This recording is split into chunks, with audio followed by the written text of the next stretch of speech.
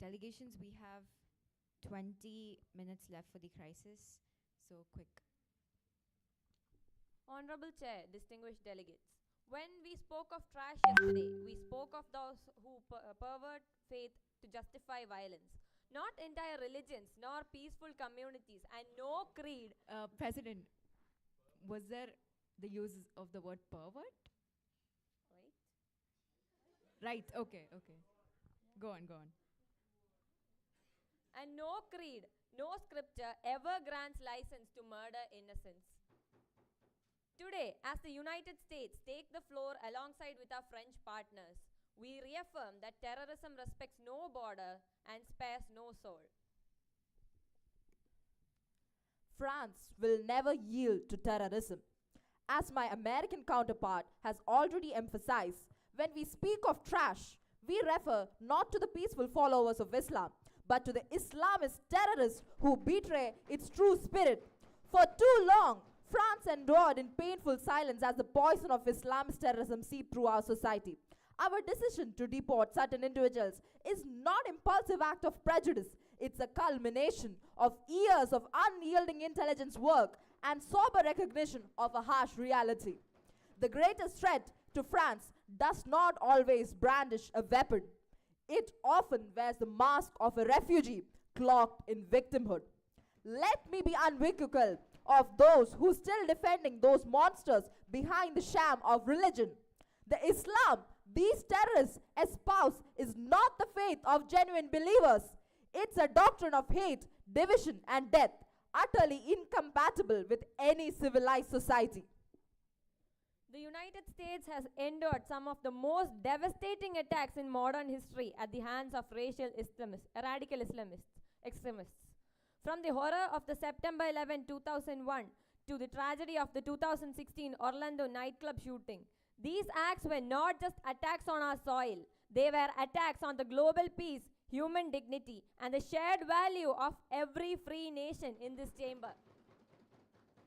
Regarding to those deported to China, we must be clear. Many were not innocent Uyghur Muslims seeking refuge. They were trained operatives of China's 404 Cyber Espionage Unit. This is no speculation. This is verified intelligence. Meanwhile, the Russian government has brazenly recognized the existence of state-funded terrorist networks in China's Uyghur region. Here at home, we uncovered Chinese intelligence front, one near Tuzla, seeking to infiltrate our satellite communications.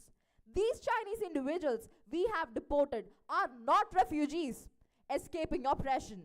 They are operatives sent on extracting sensitive military intelligence from France and our ally United States. The Uyghur Muslims we have deported in this case are not innocent minorities. They were agents of a hostile power. We judge no faith by the crimes of the fanatics who twist it, but we will remain vigilant against those who weaponize religion to spread fear, division, and death. The United States will act without hesitation to defend our citizens and to expose threats whenever they emerge, whatever flag they fly under. As long as I stand here, France will never be a playground for foreign operatives, nor a refuge for those who seek to erode every member of this committee to join us in exposing these crimes against our nations and in forging a united front against terrorism, espionage, and the cheap politicking that seeks to exploit global suffering. What comes next is clear. We will demand transparent investigations, impose targeted sanctions on those who abet terrorism, and strengthen our intelligence sharing framework. France and the United States stands together, resolute, on board, and ready to defend the values we hold sacred. Thank you, and God bless the United States. Viva la France. Yes. Delegate of President of the French Republic, you said that you have done thorough intelligence work, investigations. So the hijab is banned in France, yes? So the Muslims within France have no freedom of expression, yes? And terrorist attacks aren't they natural to occur when there is no right for self-expression? How can you justify such a Right to self-expression is not a justification for terrorist attacks that claim the lives of innocent civilians. Chair, I would like to make a statement. The expression of people's religious beliefs is not accepted in France because it believes that it would lead to much more cultural division within the country, and that these statements are already made clear by the government. committee? Committee? President, you have stated that you have not given the Muslims within the French Republic right to wear the hijab because that would cause division. What division? How division? And how would this affect the community within France? What does the hijab do? What wrong has the hijab done? It's just a piece of clothing. Chair, I would like to make the statement much more clear. Yes. The French government has condemned the continuous actions of the Islamic terrorist groups and does not support any of the actions that they have been continuously doing in our country.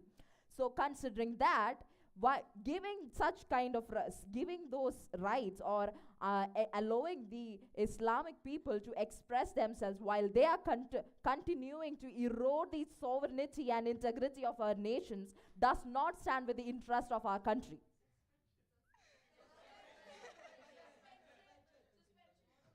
Let me, that motion for suspending. Wait. Delegate, are you branding the whole Muslim population of France as like terrorists? Is that what you've just done? Let me clarify my initial statement. I've stated that there is no right to self-expression for Muslims within the French Republic. And can that not be a reason for terrorism? Because they're not able to express themselves freely within the nation. And that can be a root cause to terrorism. This is caused by the French Republic. Can this not be traced back to the very government? Chair, in many more countries, Islamic terrorism is happening.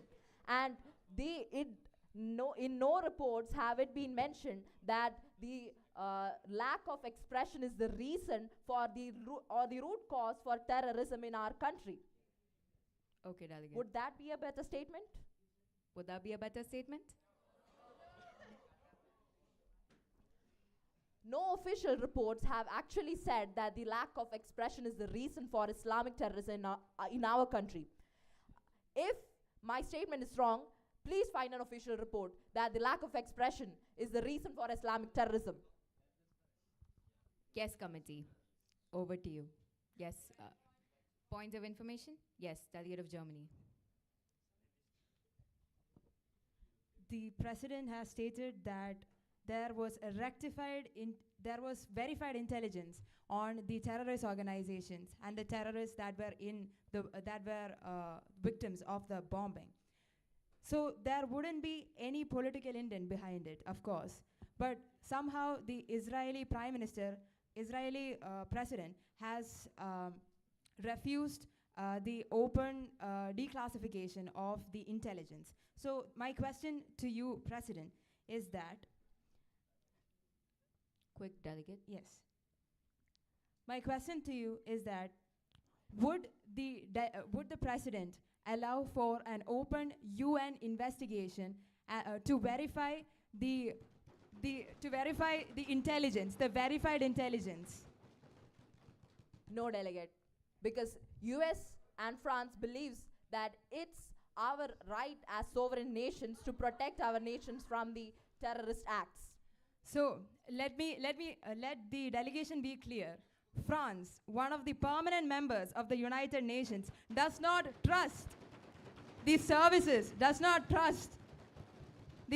of the United Nations to investigate into your reports.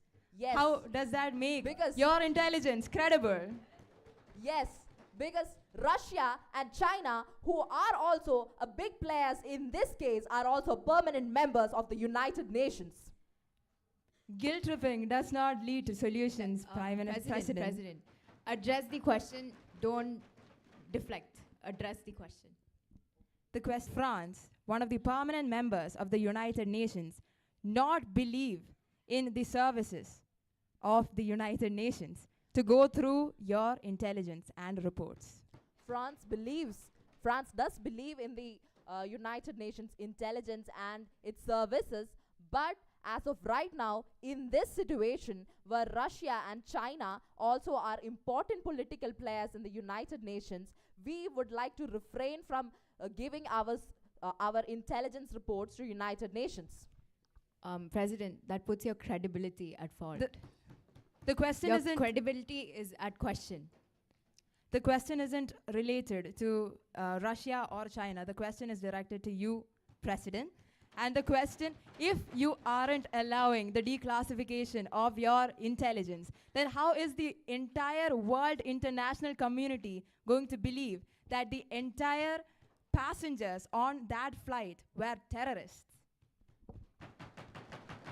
Understanding the question, the French president has given much thought to the question, and its decision would be to declassify the information only to the top officials of United Nations, excluding the Russian and Chinese officials, in order to conduct more investigations on this issue.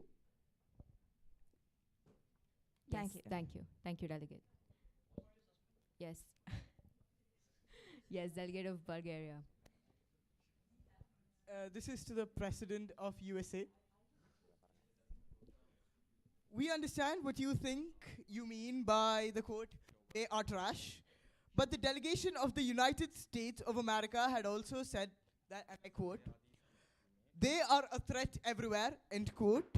The delegate had also replied to the question, on some of them innocent, stating that we cannot take the risk, end quote. What does the President think about this, as the delegate of the United States of America was speaking for or representing the entire country? Can I get the repetition of the last part of the question?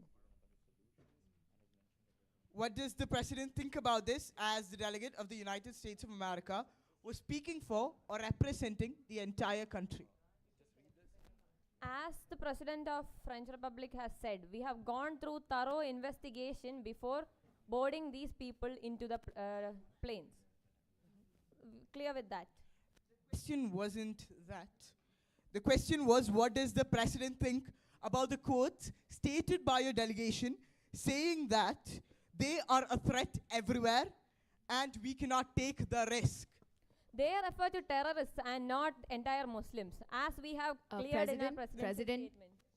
From the chair that was in presence of the delegation, that statement is correct. That statement is correct. The That is what delegation the had president has condemned all. cleared. That is what the president has cleared in their presidential statement. But the delegate Delegation. had stated it was all Muslims and that they could not take the risk for Yes, the terrorists. yes, President. That statement is correct. We cannot take the risk, but that doesn't mean that we took all entire Muslim community who was innocent into the plane and then just crashed them. Does that not contradict your last statement? No, it does not. Yes, it does. Delegation, it's fine. We'll be moving on to the next presidential statement. Are these all points of information? Motion? Can we have just one motion? It's the same, I'm guessing. Yes. Delegate of Slovak Republic.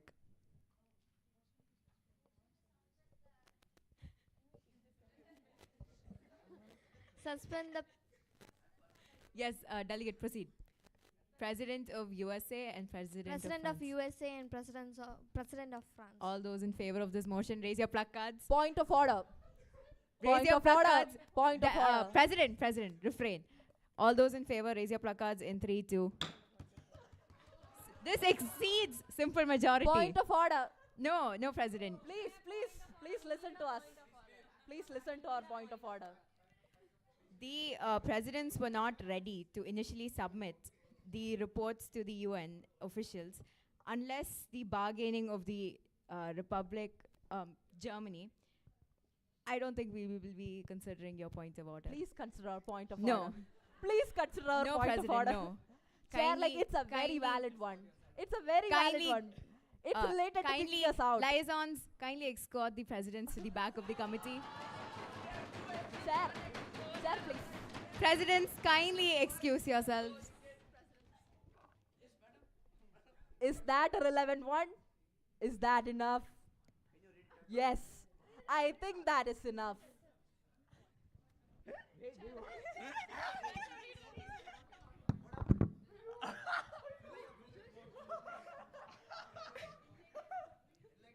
What is the UN Human Rights Council from which Trump has withdrawn?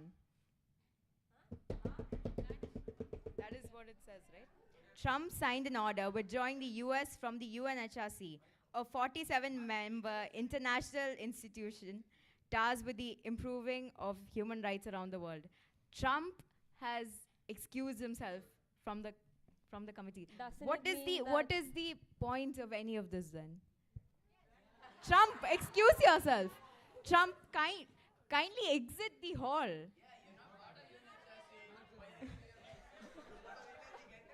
But the executive board can't suspend USA if they are not a member, can they?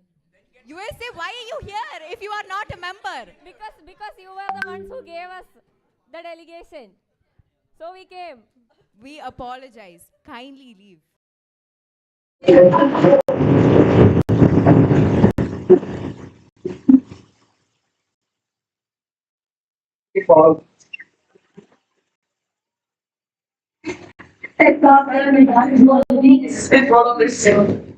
ഓണൊക്കെ എടുത്തോ laptop എല്ലാം എടുത്തോ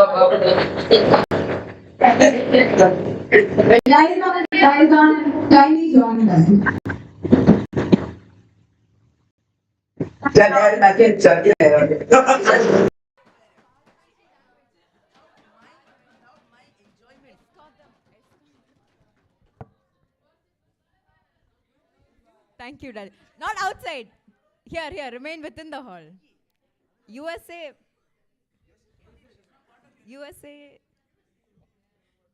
Yes, delegate of. Yes. No, veto is not applicable to the UNGA UNHRC. Yes, parliamentary inquiries? Yes. Yes, Israel.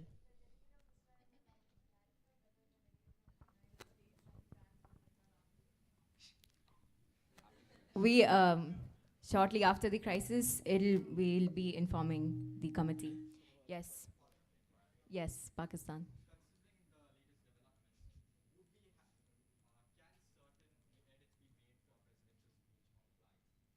Sure. DPRK. Kim Jong-un, please step forward.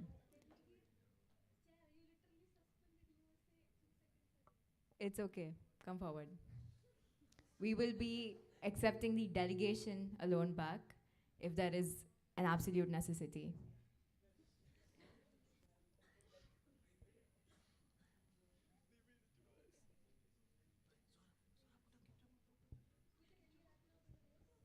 Yes, delegate.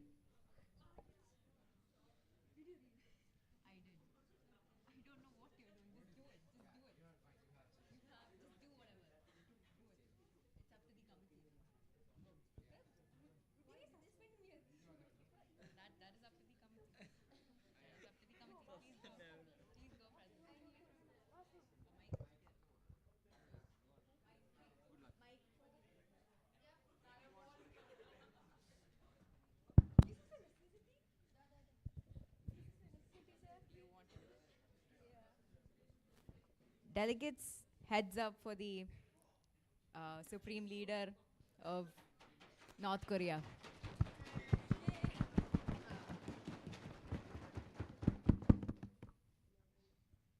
Annyeong world, Supreme Leader Kim Jong-un here.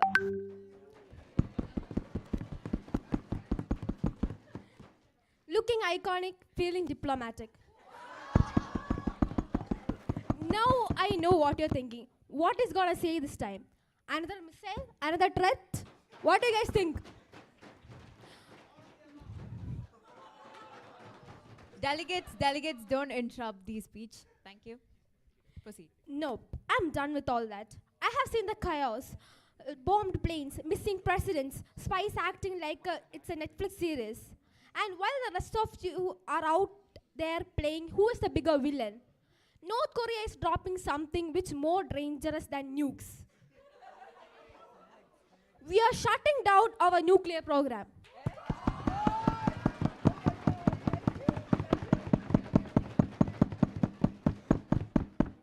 Because honestly, I am bored. Missiles are so last season. We decided to turn the warheads into headsets.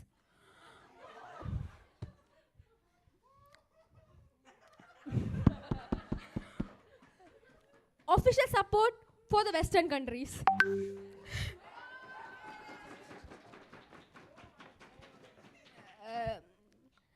The delegation wouldn't even tell a word about Western propaganda from this onwards. Yes, you may want to sit down for this. We are supporting the West. Not because they are perfect, they are clearly not, but because chaos is no longer a luxury we can afford. The most awaited one. North Korean cake pop is here.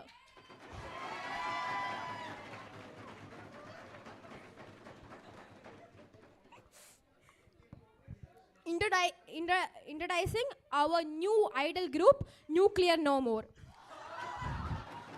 Members, me, myself, and my highly trained military backup dancers. Debut song, Demilitarize Me Baby, feat BTS vibes. Music video shot on decommissioned missile launcher. You're welcome.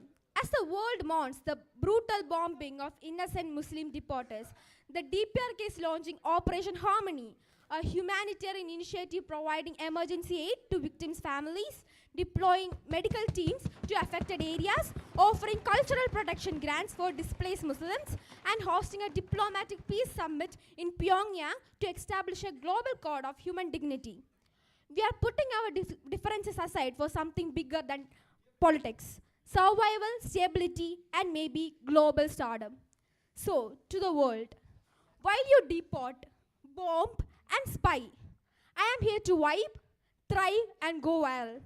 North Korea is now open for peace, partnerships, and pop culture domination. Catch us on Spotify and not on your airspace. Thank you. Kim Jong-un, do you get all that sass in isolation? We will think about stopping isolation too. Yes, we encourage. Yes. Yes, Republic, delegates of Italy.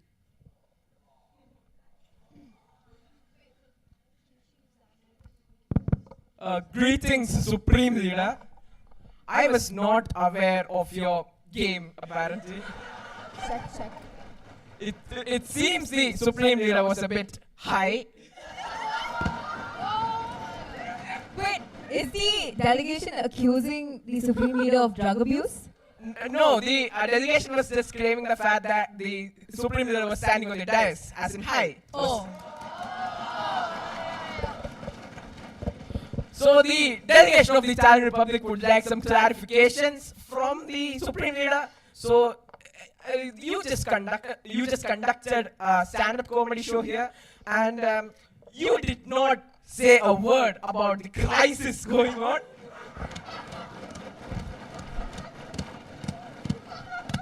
You saw your buddy Mr. Trump walk out, and you saw your buddy Mr. Macron walk out, and you do not care. You do not care, Supreme Leader. President's statement. Can I be truthful? Can the delegate be truthful? The Supreme Leader. Actually,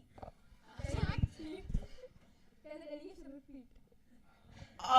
the Supreme Leader just saw the presidents of US and France walk out of committee, and the Supreme Leader is conducting a stand-up comedy show here.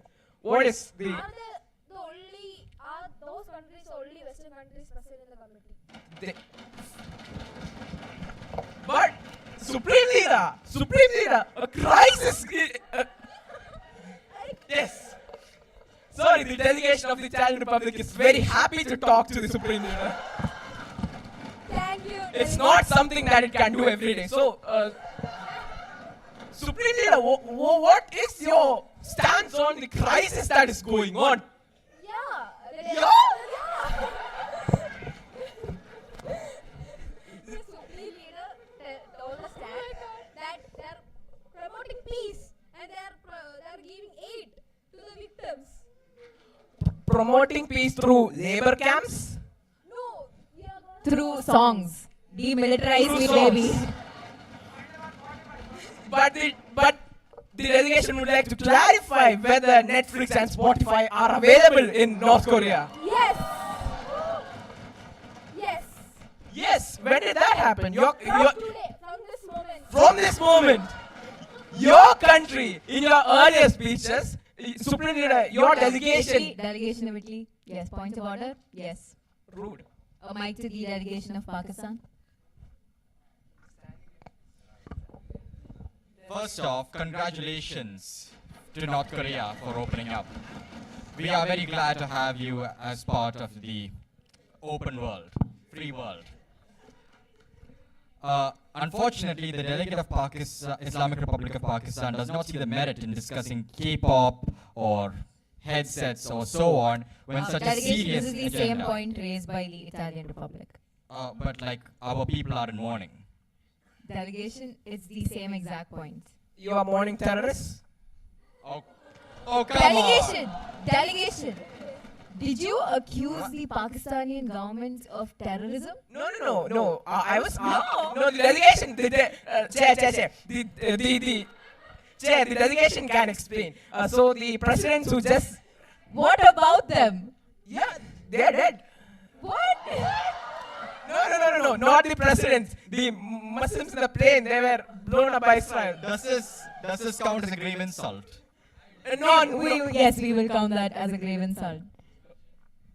The delegation of Italian Republic essentially killed the presidents, accused the Pakistani government of terrorism. Not the Pakistani government. The delegation. Please sit down. Verbatim. Please sit down, delegate. Verbatim. Please sit down, delegate. Decorum! Decorum in the committee. Verbatim, Yes. the Italian government accused Pakistan of hosting terrorists, which is Delegates, above the it's clear. Yes. We have to conclude. Yeah.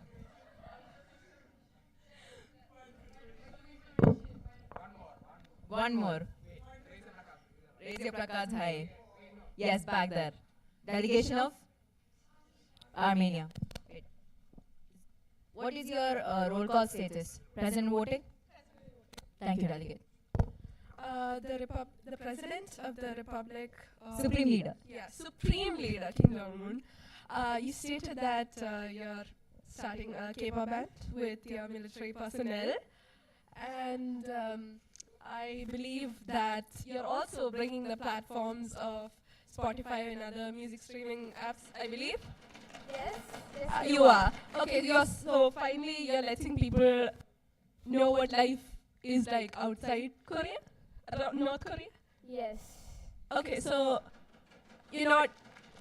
so are you also going to be releasing, now that you're chill, are you also going to be releasing the American tourists that you jailed of USA?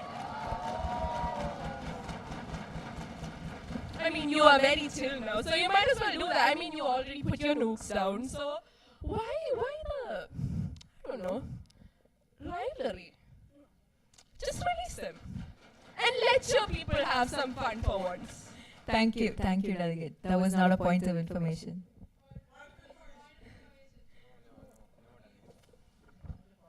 We need a crisis conclusion. Yes, delegate of Portugal. it is with a solemn heart that the delegation of Portugal humbly requests the chair for an opportunity to pass a motion in the name of international peace and security. No more suspensions. If anything, it's the opposite. The delegation of Portugal would like to humbly request the chair once more to pass, not to pass a motion, for me to bring forth a motion to bring back the delegations of France and USA, but only under the conditions that the leaders, the world leaders of the countries of USA and France perform a YouTube-style apology music video with the title, Sorry Muslims. We will allow this. All those in favor? Portugal, calm down. You are not the chair. All those in favor of this motion, raise your placards in 3, 2. Yes, delegations of USA and France. Yes, Pakistan. So finally, my new friends are back. Decorum, yes, Pakistan.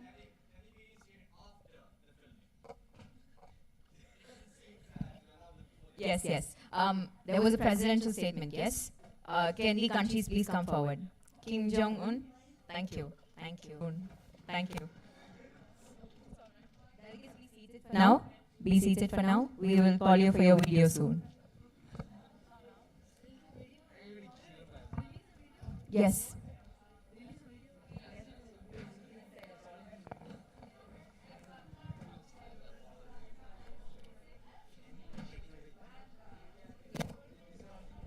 Seeing the lack of time, the speech will be made. Delegates, there's been a...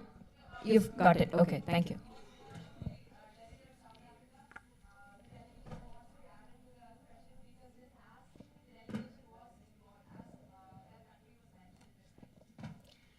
Delegates, if we do get time, we'll come to that.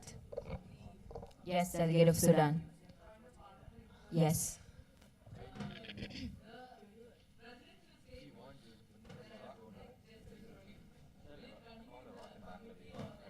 No, anything that happens within the crisis stays in crisis.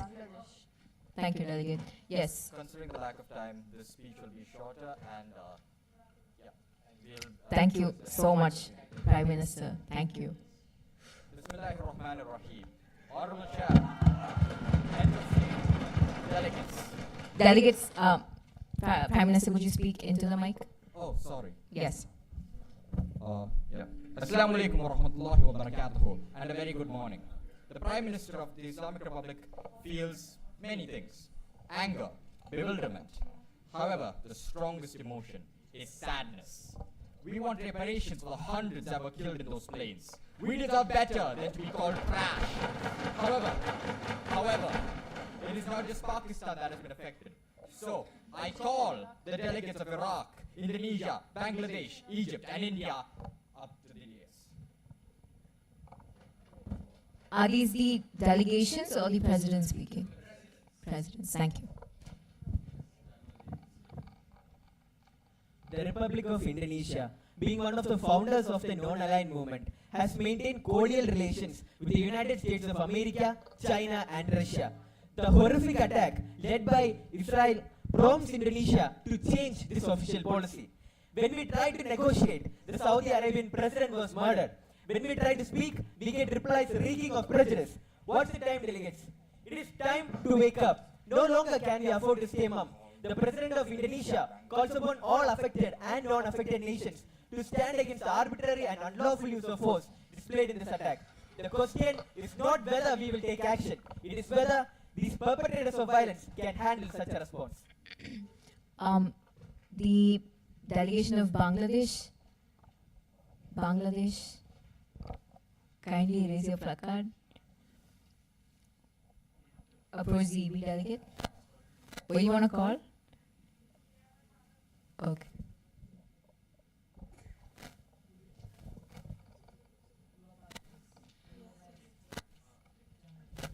Okay, continue.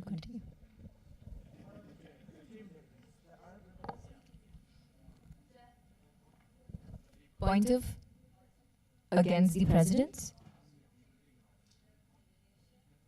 Indonesia? Yes, okay. Yes. Sorry? Yes, yes. Indonesia? Point of order.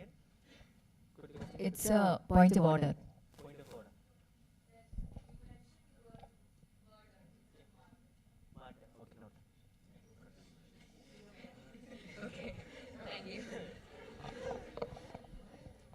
Go on, Egypt.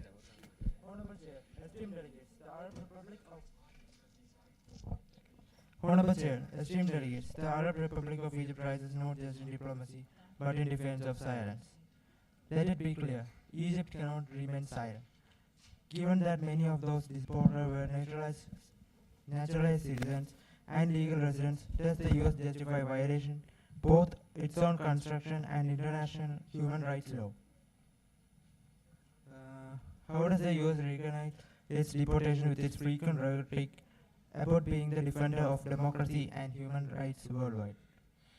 If the US claims that this was for national unity, why was the operation carried out in secrecy with military aircraft rather than through legal and transparent channels?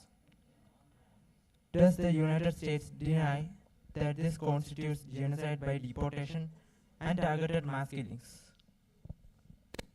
France has always projected itself as a champion of liberty, equality and fraternity. How does mass deportation of Muslims align with these founding values? Thank you, President. Next. Next, please. Quick. Bridges, ties, families, friends, and loved ones. Born to bloody crisp. Born to crisp by xenophobes of France, US, and least we forgot Israel. This was an ethnic cleansing at the least, and we will pursue the charges of genocide at the ICJ.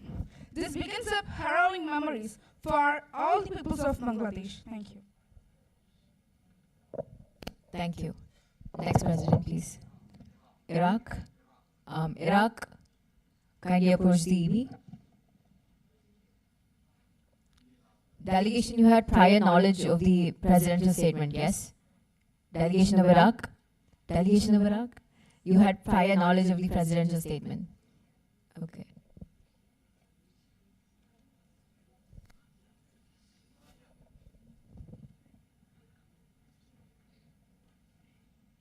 The act of forcefully displacing a group's war crime, we ask for the nation of the free world to pass a suspension of the delegate of France and United States. We ask this not as Muslims, but as humans who value the dignity of life. Thank you.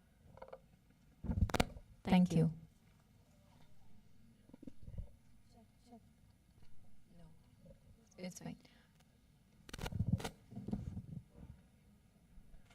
Namaste, Vanakkam. This is India, the world's largest democracy speaking, and I'm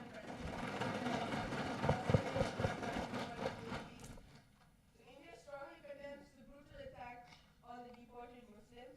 India stands with Islamic States and agrees to the German president's speech in entirety.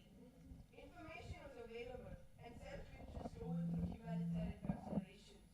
India is living proof that all religions and sections of society can live in harmony together. The international community will not remain silent. The world is done being subjugated. India calls for the immediate establishment of a rapid response council. This attack is premeditated, planned, and therefore dangerous to the path of global peace. India announces the mobilization of all existing UN peacekeeping personnel and will be willing to provide humanitarian aid, both financial and military, as deemed necessary. We're willing to establish medevac corridors for civilian safety and evacuation at the earliest. India warns that no matter the places of worship, schools, residential buildings, hospitals be targeted as death sites. US knew, France knew, Israel did. India demands immediate suspension of US and France out of the committee again, as an apology cannot be made in the style of YouTube music video, and Israel must be expelled. Expelled? Suspended. Yes, delegates, we realize POI, yes.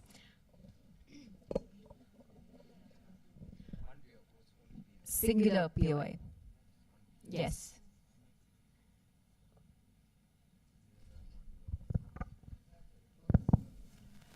Delegate of India. President, please. Okay.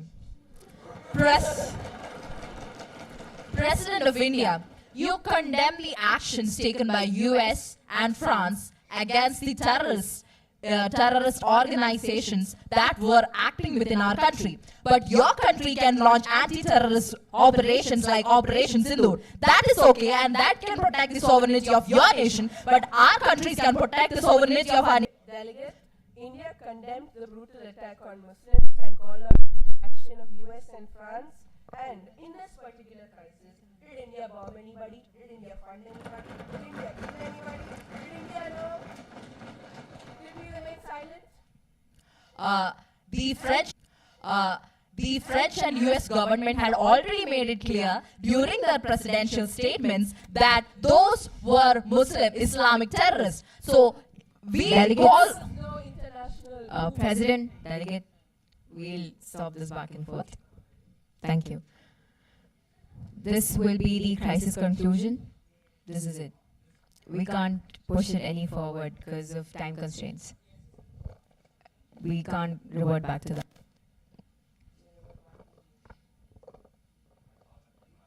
Yes, Pakistan.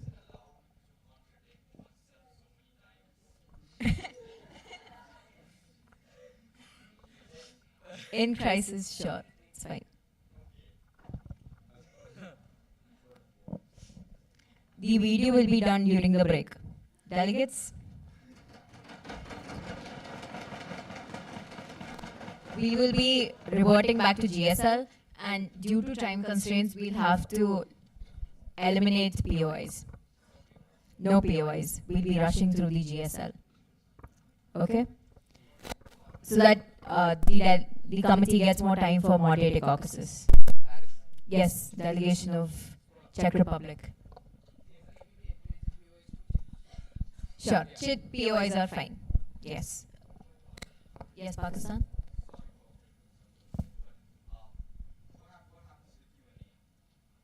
Q&A will be dissolved.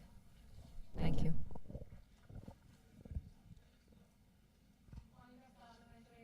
Yes, USA.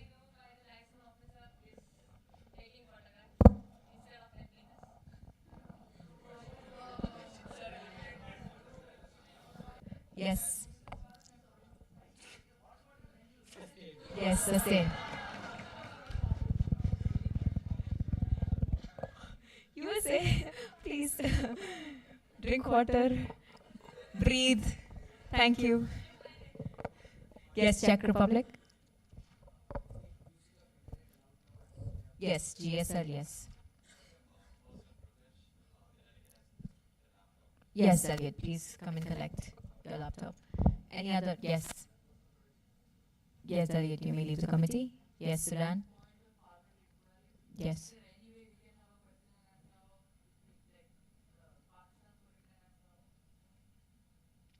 Would you want to do it as a moderated caucus? Within formal session? Raise that as a motion once the floor is open for motions. Yes. Yes, delegate? Sure. Was there a point there? Yes, delegate. Yes. Proceed.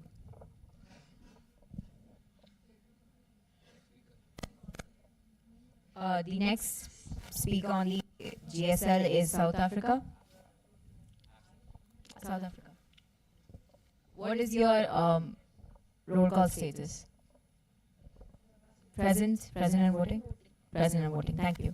Yes, Canada? Sure, delegate.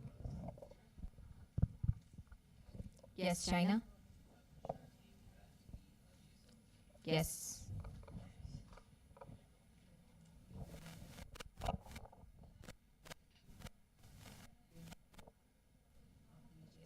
Yes, you may proceed.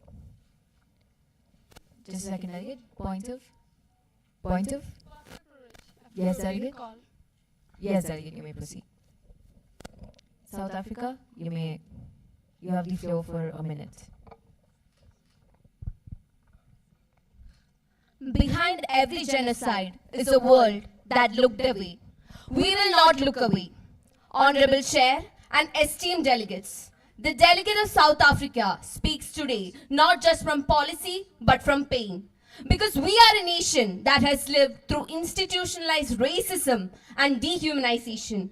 The legacy of apartheid is still fresh in our national memory. We understand deeply what it means when a system treats people as less than human. Genocide and ethnic cleansing are not just violations of human rights. Prevention is the key. We treat this committee to stop treating genocide as history and start treating it as an urgent crisis. Never again must finally mean never again. Thank you. Thank you, delegate. We'll be moving on to the next speaker. No points. Yes, delegate. Crisis is over. We have reverted back to GSL. Delegate of Sudan, you are... Yes. I'll just clarify that once again. Delegates, we are now no longer in crisis situation. We have reverted back to GSL. So any changes that were done to your foreign policy have gone back to the initial. DPRK, you are still closed. No Spotify, no Netflix, no demilitarize me, baby. Yes, Delegate of Sudan.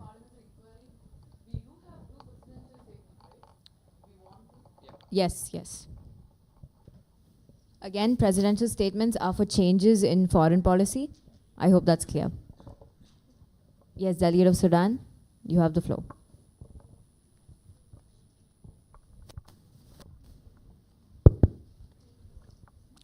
Honorable Chair, distinguished delegates, the Republic of Sudan recognizes the urgency of addressing genocide and ethnic cleansing under international law. Our own history has taught us the cost of conflict and the need for true justice. But justice must never be politicized or used as a tool for interference. Sudan has cooperated with the ICC, signed with the Juba Peace Agreement, and taken legal reforms to prevent violence. We now call for stronger national accountability systems backed by UN support, a UN accountability support fund to help fragile states deliver justice, and reform to prevent Security Council veto paralysis in mass atrocity cases. Sudan stands ready to work with all nations for a balanced, just, and sovereign-driven solution. Thank you. You have 10 seconds remaining, delegate. How would you like to I'll yield your yield to time? the chair. Yield to the chair. We'll be accepting 1 point of information. Are there any points on the floor?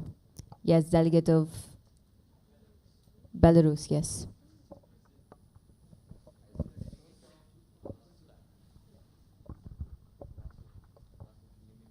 What?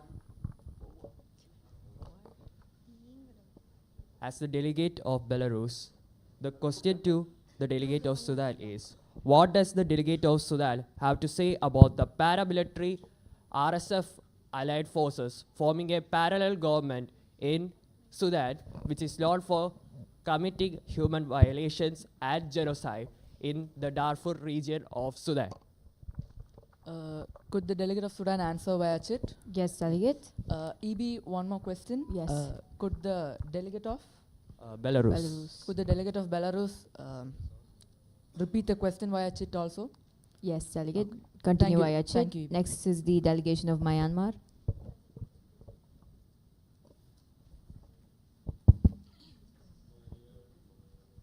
Honorable Chair and fellow delegates, the delegation of Myanmar takes today's agenda on addressing member state accountability. Delegation, slow, loud and clear. Honorable Chair and fellow delegates, the delegation of Myanmar takes today's agenda on addressing member state accountability for genocide and ethnic cleansing under international law very seriously. The terms genocide and ethnic cleansing remind us of the darkest times in human history. We all have a duty to ensure these atrocities are never repeated. Myanmar, as a sovereign nation and an active member of the international community, shares the goal of peace, stability, and protecting all human lives. The situation in Rakhine is very complex. It is rooted in a long history of socio-economic struggles and inter-community tensions with the ongoing threat of terrorism. The actions taken by the government of Myanmar and its security forces respond to security threats from armed insurgent groups such as the ARSA, which have attacked our police posts and military bases, putting all citizens at risk regardless of their ethnicity or religion. Myanmar is dedicated to engaging positively with the international community while respecting sovereignty and non-interference. We believe true accountability begins with building a Wrap up your nation's speech, ability delegate. to provide justice and security for its citizens rather than imposing outside solutions. They may not fit the realities on the ground. Thank you. Thank you, delegate. We'll be moving on to the next speaker, Egypt. Egypt, raise your placard, please. Yes, Romania? Yes. Yes, delegate, you may go to these charging stations. Delegation of Egypt, you have the floor for a minute.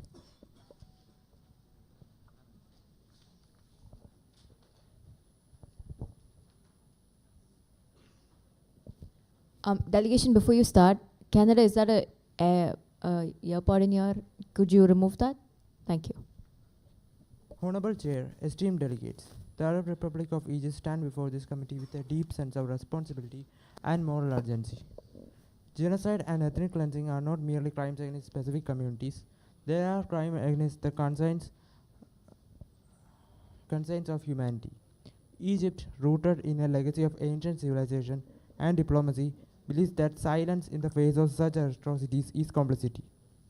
We, as sovereign nations and members of the United Nations, are bound by the Geneva Conventions, the Genocide Convention of 1948, and the very principles enshrined in the UN Charter.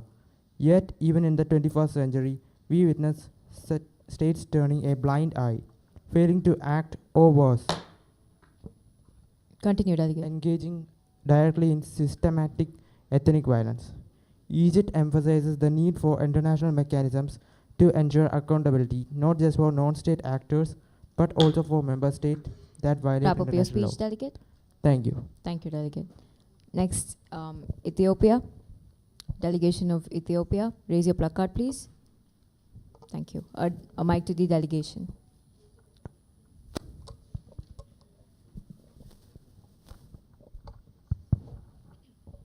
Honorable Chair, esteemed delegates, today we gather not just to speak of laws and violations, but of people, of lives disrupted, families torn apart, and histories written by violence. As a representative of Ethiopia, I do not stand here to deny pain, nor to deflect blame. Ethiopia is a country that has endured conflict, and yes, mistakes have been made. The conflict in Tigray shook the very fabric of our nation. But what the world often overlooks is that we too have grieved. International law must be a shield for all, not a sword for some. When wielded selectively, it loses its integrity, turning justice into judgment and peace into power play. Ethiopia is taking steps through our National Dialogue Commission, through domestic investigations. What we reject is a narrative that paints our entire nation in the shadows of its darkest moments, while ignoring progress, ignoring complexity, and ignoring that conflict by its very nature implicates many, not just one. We urge the Council to treat accountability not as a tool for punishment alone, but as a path to peace, reconciliation, and prevention. Let this Council be bold enough to recognize nuance, and let it be humane enough to remember that behind every debate here, there are people waiting for peace. Thank you. Thank you, delegate. Delegation of Nicaragua. Raise your placard, please. Yes, Bangladesh. Point of.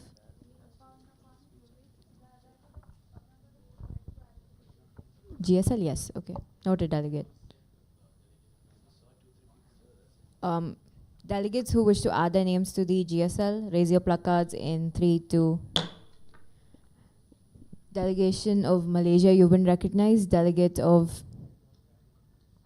Costa Rica, you've been recognized. Delegate of Israel, you've been recognized. Delegation of Cuba, you've been recognized. Delegate of Nigeria, you've been recognized. Delegate of Bangladesh, you've been recognized. Delegation of Portugal, you've been recognized. Continue. Honored Chair, distinguished delegates, the Republic of Nicaragua affirms that genocide and ethnic cleansing aren't just crimes. They are the collapse of our humanity. Justice mustn't depend on borders or political convenience. We call on member states to adopt national legislation enabling the use of universal jurisdiction to prosecute perpetrators regardless of where the crimes occurred. States must no longer hide behind sovereignty while atrocious crimes go unpunished. We urge the strengthening of regional justice mechanisms such as the Inter-American Court and the provision of legal and forensic supports to states lacking capacity. Let us not outsource our conscience to institutions alone. Justice is a shared responsibility, and it begins when nations refuse to look away.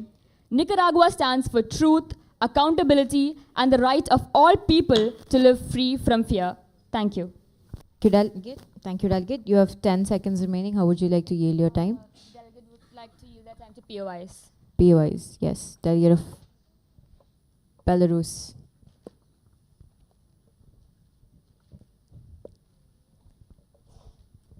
According to the delegate of Nicaragua, we should implement a universal jurisdiction.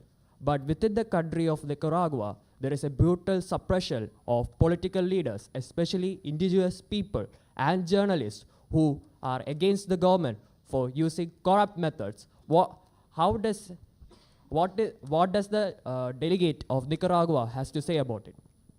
Is it okay if the delegate replies by chat?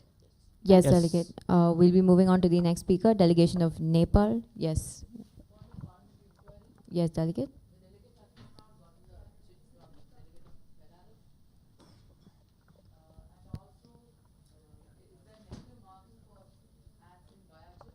No, Delegate.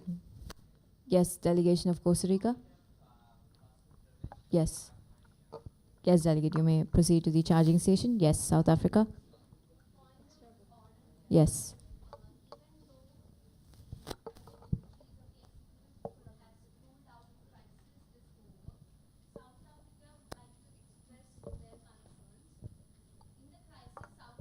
Delegation, what we can do is, if the committee agrees, we can have a section for in the draft resolution for crisis conclusion as well.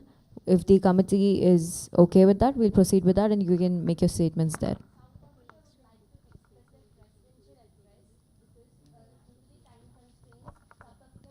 Understandable, Delegate. Can you do that via chat? Via chat?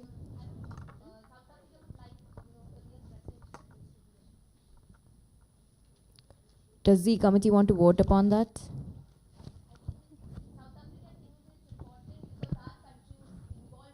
Understandable, Delegate. Shall we do that after the break? Okay, delegations. We need a motion to adjourn for break. In 3, 2. Delegation of Bosnia. Yes, you've been recognized.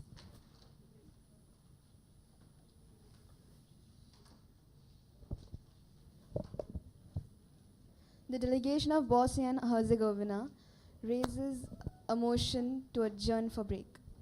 All those in favor of this motion? This motion clearly passes. We are now in break.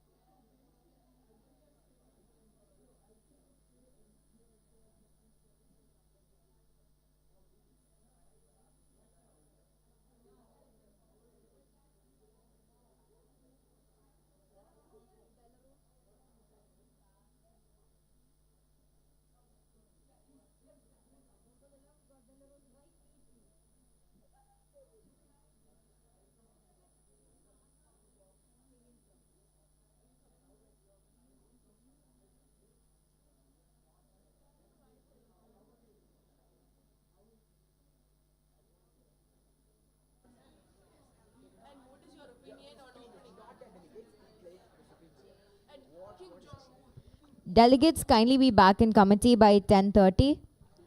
Sharp 10:30.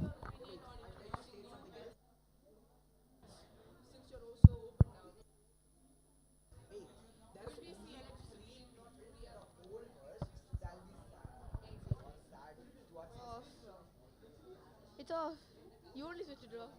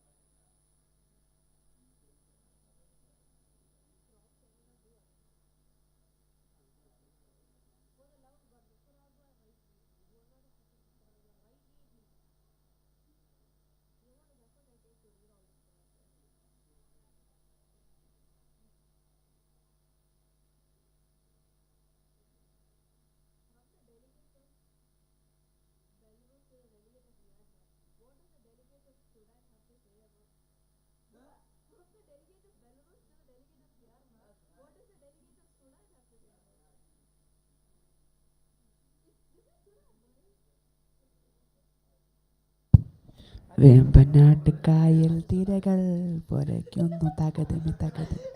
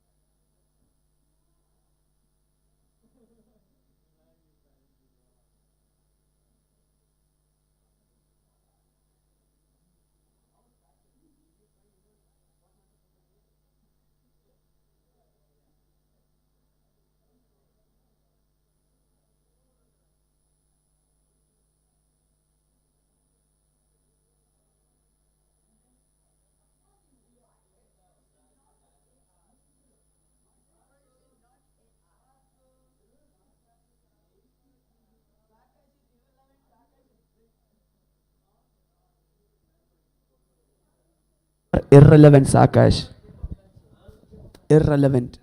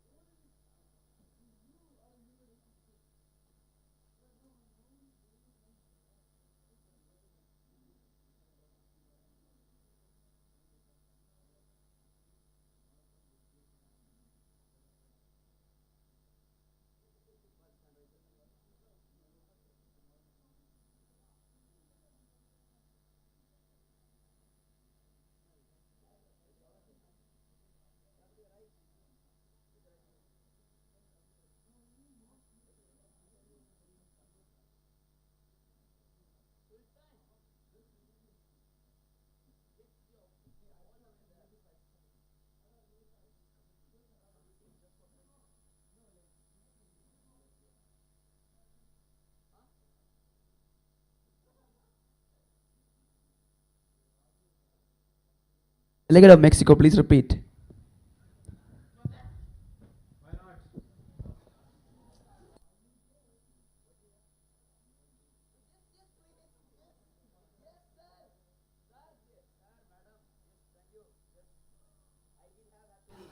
If you don't give drink to the head liaison officer, you are gay.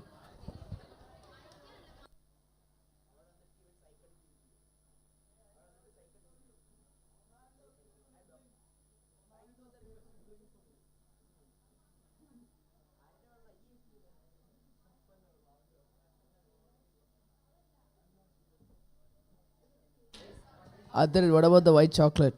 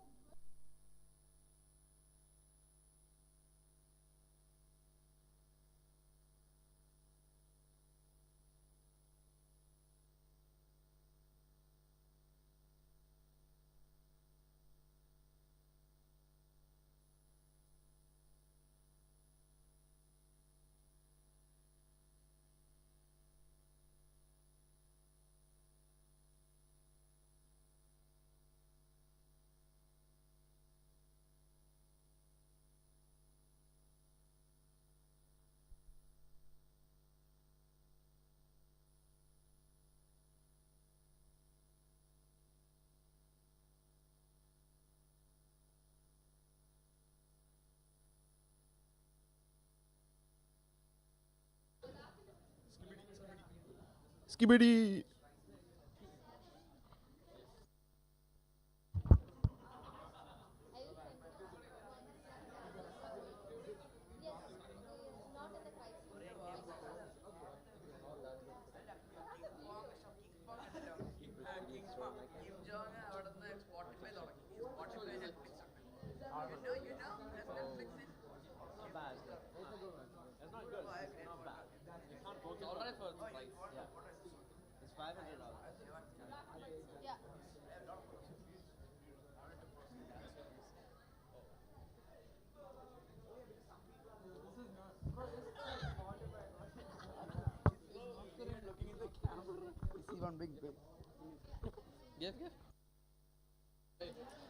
Dogs. Hot diggity dog.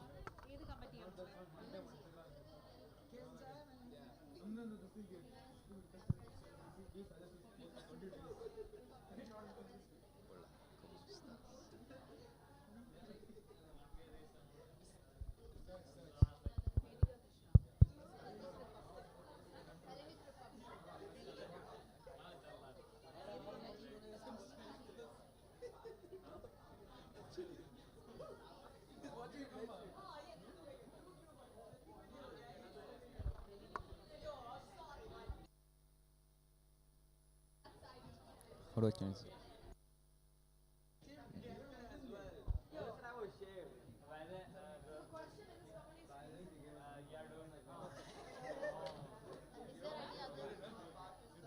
Only absentees. Only this one was down.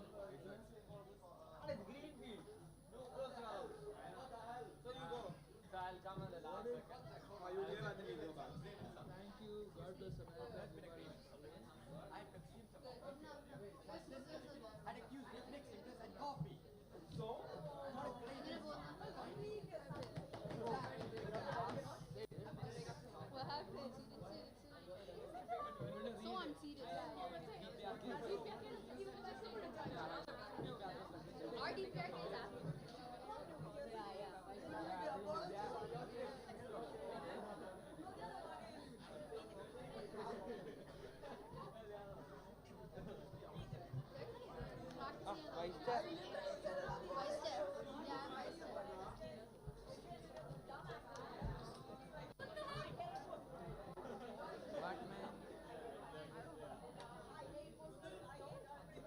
India problem. I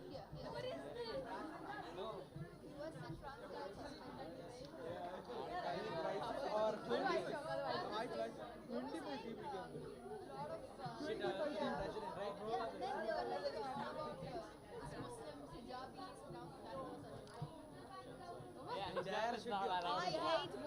You should be like, I was like, you should be like, get off the carpet, you.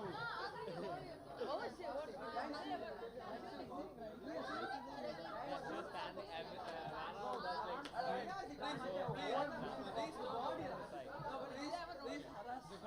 Please, I don't care if it's biased. Please, I'm begging you. You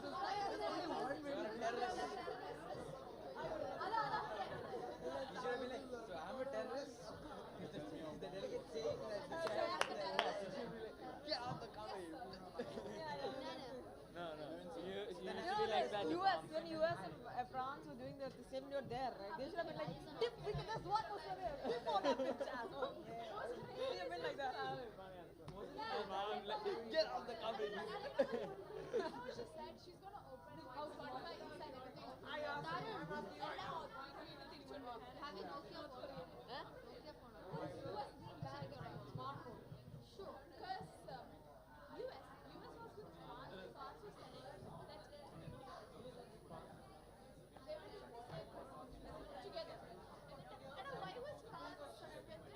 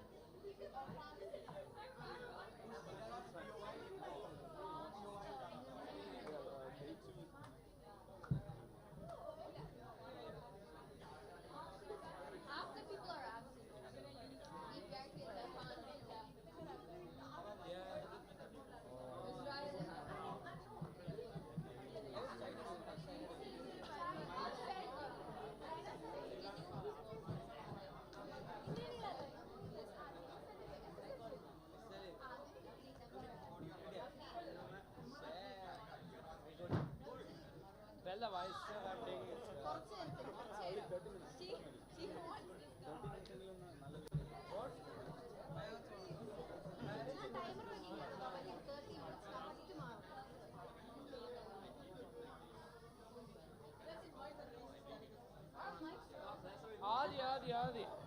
No, we changed the mics. New mics.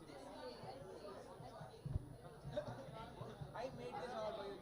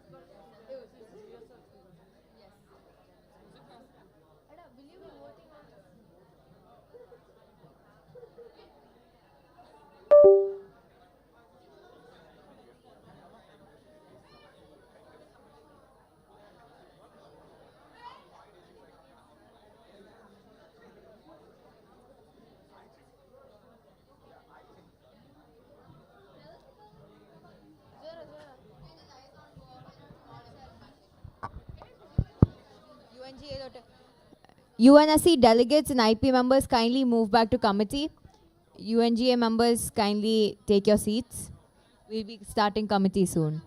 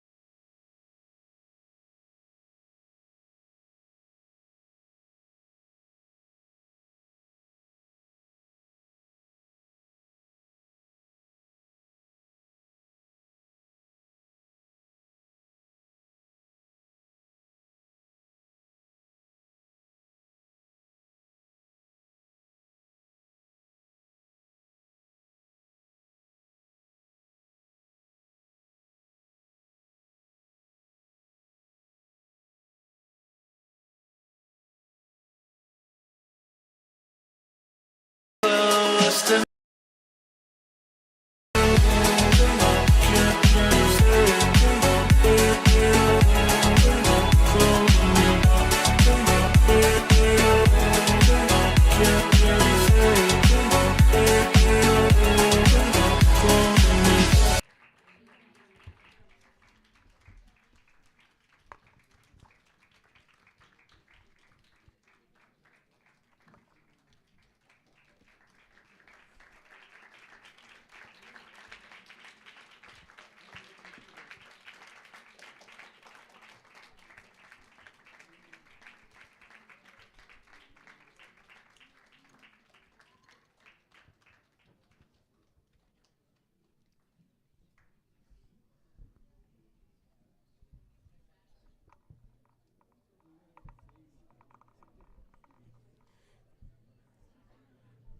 Good evening to one and all. It is with great pride and heartfelt gratitude that I welcome each of you to the closing ceremony of the 5th edition of LCIMUN, presented by L'École Chembaga International.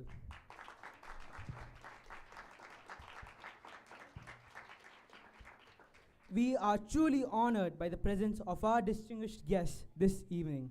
Respected Chairman Shri VNP Raj, Secretary Ms. Shashigala Raj, our esteemed Chief Guest Ms. Ajita Begum IPS, Deputy Inspector General of Police, Academic Dean Mr. Jins Thomas, Principal Mr. Pramod Pillai, Vice Principal LCI Mrs. Pamela Anna Josh, Vice Principal LCSR Ms. Annie Cherian, Senior School Coordinator LCI Padmapriya SK, and Examinations Officer Mr. Anish TK. A warm welcome to our distinguished speakers and all esteemed attendees. Today marks the culmination of days filled with thoughtful deliberation, recent discourse, inspiring leadership, and diplomatic resolve. As we gather to celebrate the conclusion of this remarkable conference, let us also take a moment to honor not just the outcomes, but the commitment, growth, and clarity of purpose each delegate has brought to this forum. As we embark on this journey, let us remember the essence of leadership as articulated by Ralph Nader. The function of leadership is to produce more leaders, not more followers.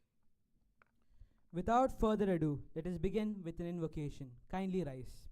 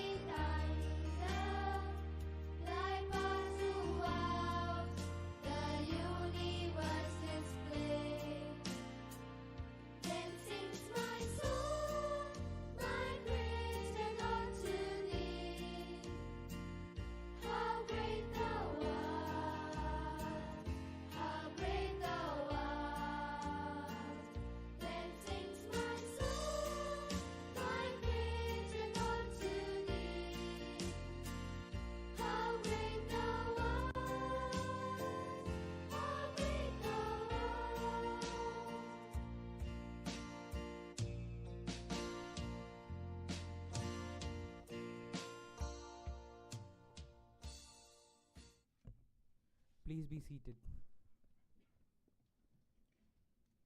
To formally address our gathering, it is with great joy I welcome our beloved Vice Principal LCI, Ms. Pamela Anna Josh, who shall now deliver the welcome address. Please join me in welcoming ma'am to the stage.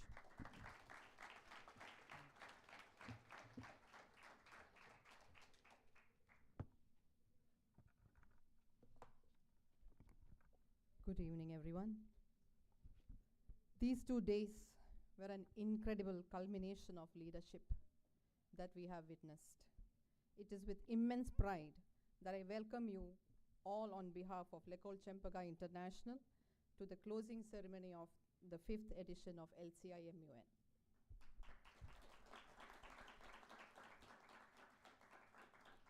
We are truly honored by the presence of our distinguished guest this evening.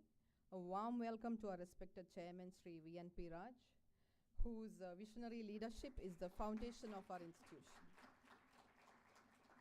I also extend a special and warm welcome to our dedicated secretary, Mrs. Shashikala Raj, for her unwavering support. And today, we have the distinct honor of welcoming a truly remarkable individual. Our esteemed chief guest, Mrs. Ajida Begum IPS, is not only a dedicated 2008 batch IPS officer, but a trailblazer in every sense of the word. She currently serves as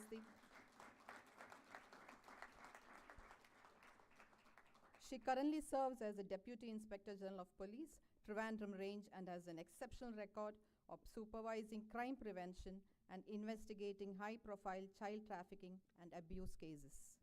She has also served as there's a lot more to go. She has also served as the Assistant Superintendent of Police in Jammu and Kashmir, Principal of Police Training College, as a District Police Chief in many districts across Kerala, and even as a faculty in the SVP National Police Academy. Mrs. Ajida Begum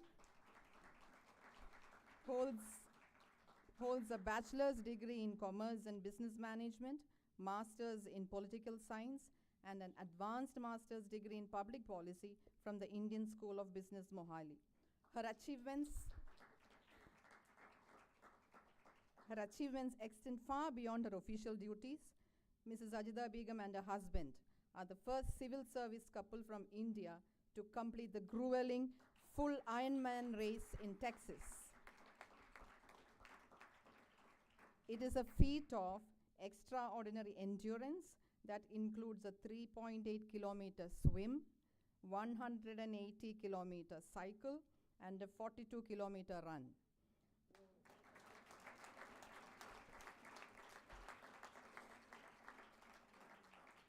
She secured the Hubert Humphrey Fellowship in 2022, which focused in trafficking in children from the Washington College of Law, and received the completion certificate from the President of the USA in 2023.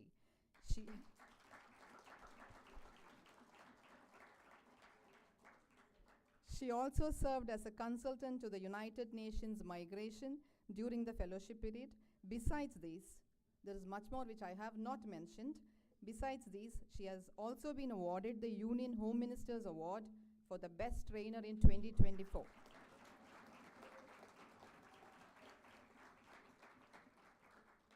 And we are immensely honored and proud to also add that she is a part of our Chempaka family.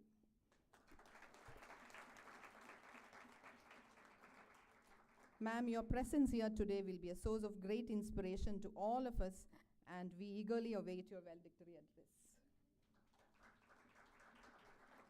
I also welcome our academic dean, Mr. Jeans Thomas, and our esteemed principal, Mr. Pramod Pillai, without whose guidance and constant support, nothing seems achievable. A warm welcome also to the Vice Principal of LCSR, Mrs. Annie Cherian, Senior School Coordinator of LCI, Mrs. Padma Priya SK, and our Examination Officer, Mr. Renish TK. Your hard work, dedication, and support are invaluable for anything that happens in LCI. I also welcome the incredible delegates from all the prestigious schools across the state. Your presence has not only filled these rooms, but has been the lifeblood of this conference. I cannot conclude without welcoming all those who have supported us off stage and on stage, the media, the sponsors, and the venue managers. Dear teachers and students of the organizing committee, I do not have to welcome you all, but without you, this would have never been possible. Welcome all and thank you.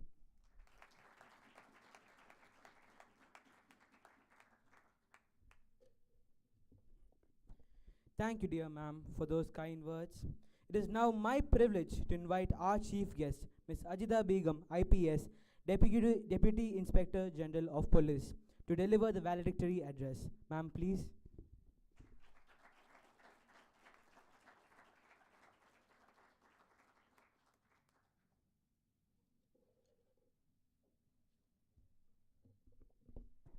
most respected dignitaries on stage, Chairman, Secretary, Principal, Pamela ma'am, and dear students, other staff members, a very good afternoon to all of you. So as Pamela ma'am just mentioned, both my children are studying in Lekol Chembaka, so I'm very much part of the Chembaka family. So I was just wondering what to talk to you all when you are doing a model UN here. The first thing which immediately came to my mind is that few days back my son came running to me and said, "Ma, I've been given Nigeria." Do you think that has something to do with, and he looked at me like this, no, don't get there. So having lived in the US for, he's of a darker skin tone like me. So he thought that people have actually applied their mind in allotting the countries based on people's skin tone. So that was just a joke. But having done a fellowship in the United States, and both my children stayed with me in the US, racism is a big problem there, okay? And so you are easily judged. Even I have done attachments with the local law enforcement agencies there, the Washington DC Metropolitan Police, and I've seen how police officers come to a conclusion without even inquiring about what has gone right or wrong when they meet people of various other races, not the Americans, but it could be Latin Americans, it could be people from Africa, so just based on, or even Indians for that matter. So racism is very much an issue, not just in US, but across the world. So in the model UN, what you're getting exposed to is you're getting exposed to the global issues, right?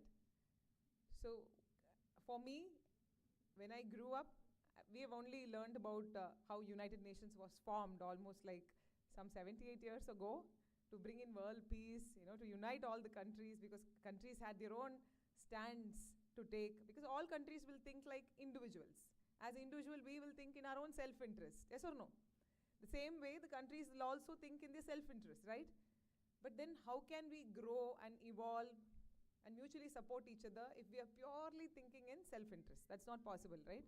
So there are many global issues like climate change, like poverty, like education for all, like health for all. There are so many issues which all countries would be facing, and some are at a better better position, some are not at a better position, right? So we'll have to take all of them together and go in the same stride. Otherwise, we'll end up doing wars again. So hopefully, we'll never have a World War III. So we were just having lunch and we were talking about how we should never have a World War III, right?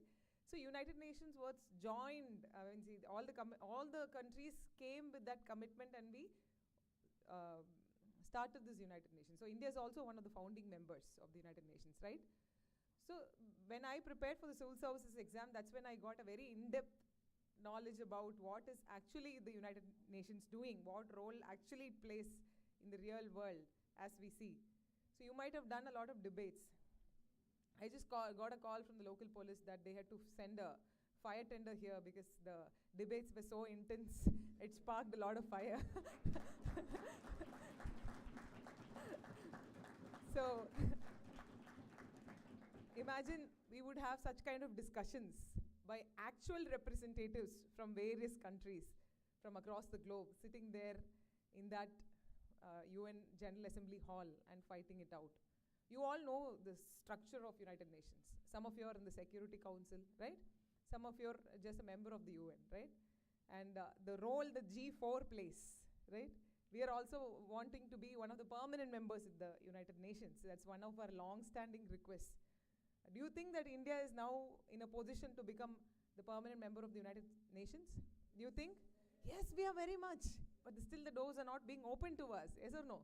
So this is the concern for many other nations which has developed crazily in the last 2 decades. Okay, India has been having such a momentous growth rate, and we are one of the giants. We have $1 trillion economy.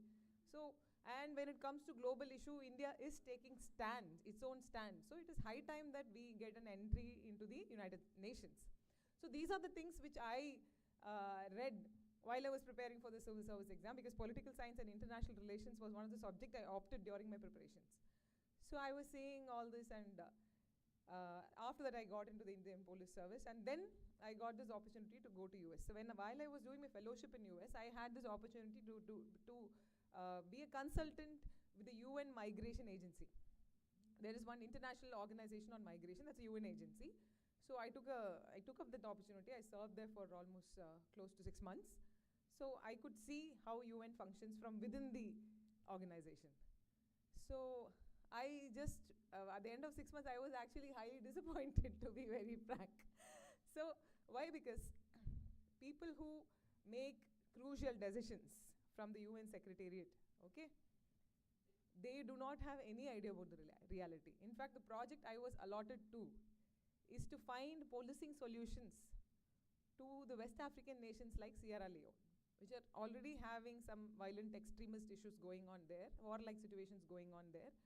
So in those countries, I have to now sit and formulate policy recommendations for doing model policing there, okay? Some policing activities which involves the community. So I was like thinking, now I am not from there, I am an Asian. I am not from Africa. So maybe it went into their mind that, okay, you're not from America, you're from anywhere else from the world, then you would probably have a good idea. But okay, I work in the law enforcement agency, but I'm not from there. So most of these, then I was going through how decisions were. These are the notes and these are the policy guidelines that the seniors or the so-called decision makers will be laying down on the table in the United Nations. These are the ones which are put for discussions by various member states, okay? And you're preparing such notes and you're preparing it from a very abstract region, or your world is completely cut off from what you're doing. Then I was thinking, okay, maybe they may have field missions. Then I was asking, do you have field missions out there? Can I get in touch with officers who are there? They are like, okay, one agency called UN Pol. UN has its own policing wing. They work in those countries where peacekeeping is going on. So in certain nations, when the government is absolutely lost control and there is some kind of a guerrilla or some anti-national activities happening there, and UN sends peacekeeping missions there to ensure that women, children and vulnerable sections are being protected, and to establish peace. So until that situation, till the peace is established, they continue to play some role there. So I started calling few of the officers from India who have worked in these UN peacekeeping missions to get an idea about how to go about with this project which has been given to me. So I called them and asked, okay, what is your job like? Ma'am, we wake up, we are inside the, like let's say they are posted in South Sudan. Most of the officers I talked to, they are all posted in South Sudan. So Sudan, there is a UN office, they are in the office, and that's it, they are in the office. And so what kind of interaction do you have with the general public? Once in a while we call for meetings. Selected members would come and attend the meetings. So do you go out? Venturing out is very dangerous, so we don't go out. And okay, then how do you get to know what is happening? How do you actually establish peace? So we talk to the leaders, we have some structured format of doing things. There's a UN office, they are in the office. Okay, have you ever ventured out? Yeah, we've ventured out, but with some 20 vehicles as a convoy, and come back you have with the same general public. Once in a while, and apparently one officer said that one of the convoy vehicles hit one local vehicle. So do you go out? There was a huge rush of locals with arms storming towards the UN office, and they literally jump out from the building and run for their lives. After having heard that, I was like thinking, now what kind of policy making then I have to do? Have you ever ventured out? Then I thankfully went to the world of the internet. Had ChatGPT been so famous that day, I would have, like all of you know, wrote your notes with the click of one button, right? I could have asked ChatGPT, but unfortunately I had to do my own research on Google or Google research, and I had to go to the library, spend some hours in the library, to study the history of the nation, studied what is the kind of problem which is going on there, then took some, some actual contacts with, through the UN agency only, the field agency, actual contacts with the officers working there, NGOs working there. So it went on almost for a period of 6 months, and finally I submitted something and came.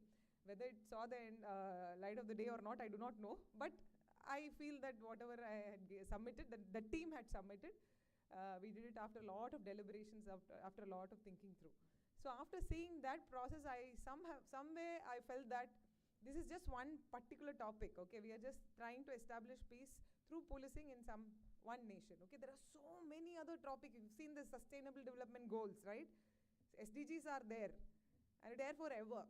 So imagine the kind of topics that we are touching, from health to education to water for all, air for all. We're talking about climate change. We're talking about whether you people have to buy bottled air after 20 years from Bisleri, you know. Now we are buying bottled waters. My grandparents wouldn't have imagined about it, right?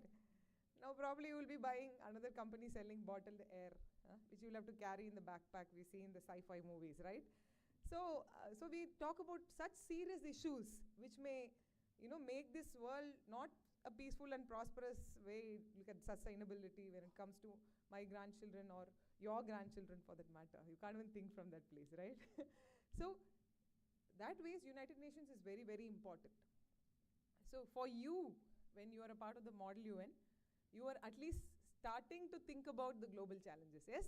Yes or no? So you at least thought, oh, these are the issues which whichever country you represented, oh, this country may face this issue in this way.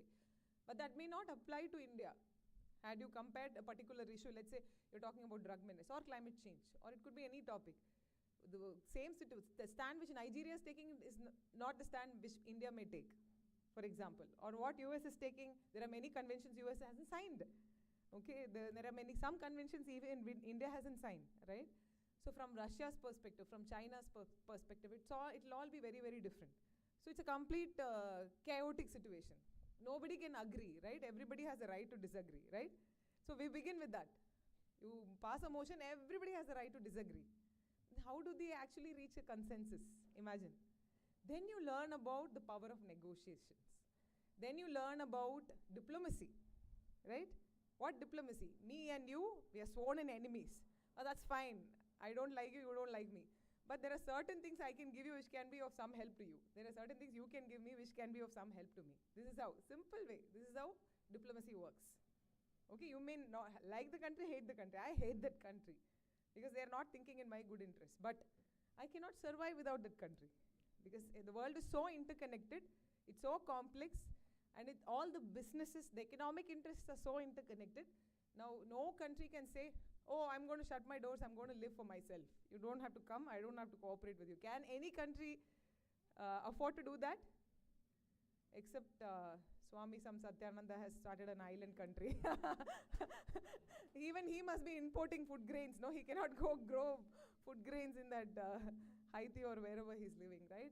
So no country can say that, I declare myself independent from the world and I'm going to take care of my own stuff. So that's not possible. So in this interdependent, chaotic world, the VUCA world, they say, okay, in this VUCA world, it's all about diplomacy. It's all about negotiations. So I think, I'm sure through all these intense discussions and debates that you've had yesterday and today, you would have understood the value of these two words, the negotiation and diplomacy.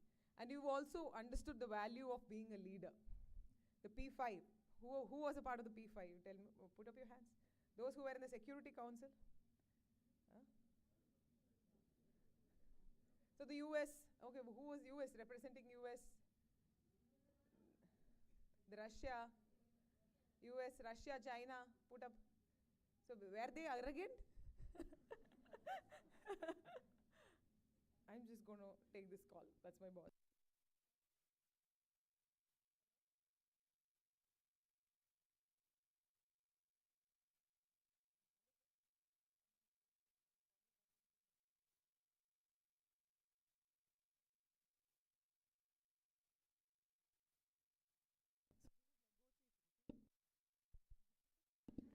But you better speak the truth. He can immediately find out from my gunman where I am. So I just said I'm on stage. So there is this policing. We do a lot of models. So there is one particular model in which we say that the prisoner and there is a police officer. So you change the situation. You put one group of people as prisoners. You put one group of people as police officers. So these police officers, the moment you say you are the jail warden, they exuberate confidence and the leadership abilities and all these things. and you put them, twist the table back, again, the moment you say you are in the jail and you're a prisoner, the same person who was behaving like Trump suddenly starts to behave like somebody from some corner of the road, you know. So the same kind of, when I talk about leadership, the countries, the kids who represented the powerful countries, were they exuberating a lot of confidence and were they showing some power elements in them? Did you see that? This very much happens in the UN. Okay, I've seen some intense debates happening. They're not in person in live, but I've watched videos just to get an understanding about the policy framework that I was making for the UN migrations. Some issues which they have actually deliberated from UN migration. So migration, it was a very complicated thing because a large stream of people moving here and there, and we are making policies for them. Some countries are vehemently against putting any barriers. Let's imagine the entire country is a world. Entire world is one country. How will it feel like? So in Tamil there is a quotation called Yadum Ure Yavarum Kelir.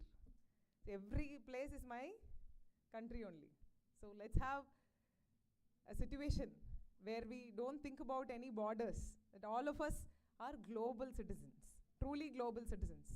Well, is that going to happen? No, not at all, no? Yeah, no, it may happen. Look at EU. EU is not a country, it's a forum, but it's literally borderless. You can freely walk from France to up to Albania. Nobody's going to check you, right? You try and cross India-Pakistan border. I worked in J&K. So maybe another 20 years, 30 years, 3 decades or 4 decades or 5 decades from now, world is going to become borderless. Issues may rise to that significance that all of us have to come together and act as one team. Now we are all so split. It's not about multipolar world, unipolar world, all those things are going. It's a complete chaotic world. Okay, everybody takes their stand very differently in different situations. That's what you learn from United Nations.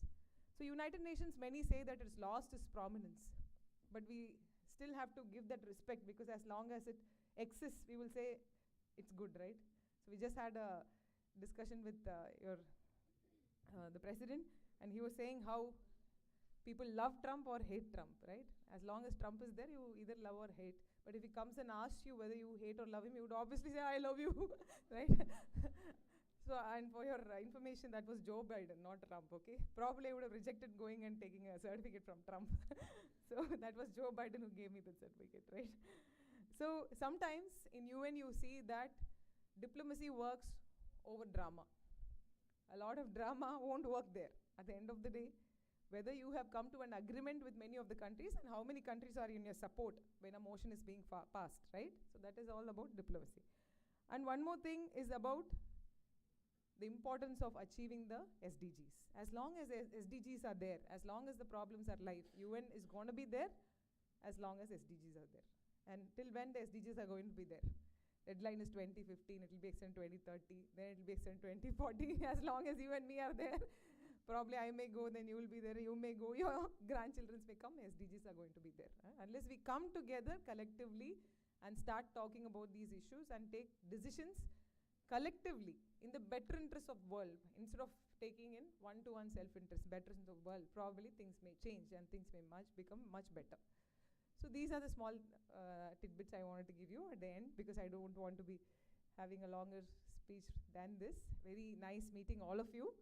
And best wishes to all of you. Best wishes to Chempaka also for conducting such a good event. Did you all enjoy the event? Yeah, good. So, hoping to see you somewhere in this world, somewhere, sometime. All the very best. Thank you very much.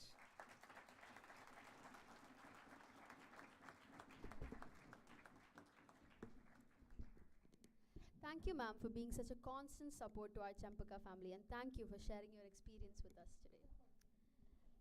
We now invite the executive boards presenting the LCI-MUN 2025 overview, a reflection of conference's essence and impact. Leading the segment are our heads of journalism, Ms. Amna Nizar, UNGA, UNHRC, and Ms. Lakshmi Nidha Ranjish of UNSC, joined by the chairs who steered this committee with purpose and poise, Ms. Zuhra Nazeen Maulana and Mr. J. Bernard Daniel. Supporting them are the vice chairs whose dedication ensure the smooth conduct of every session, Mr. Adrit Krishnan and Mr. Zultan Nehan Maulana. Let us welcome them as they take us through the highlights of LCI MUN 2025.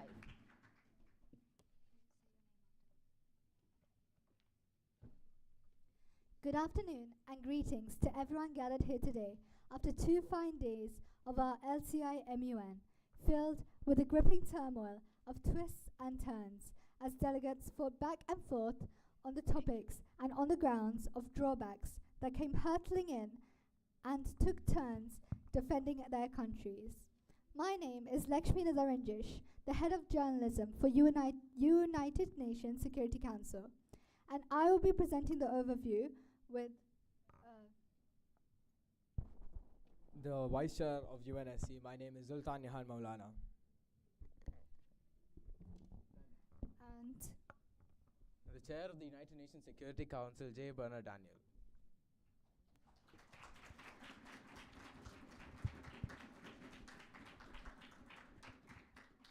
we will be presenting the overview of LCIMUN Chapter 5 on behalf of the United Nations Security Council Committee. The agenda of our committee was combating the rise in hostage-taking of civilians and detention of combatants by state and non-state actors. Delegates adamantly strived over these 2 days to form strong alliances and engage in diplomatic discourse for common cause, peace across nations, a world where basic human rights are available for everyone and ensured the morally positive growth of our global population.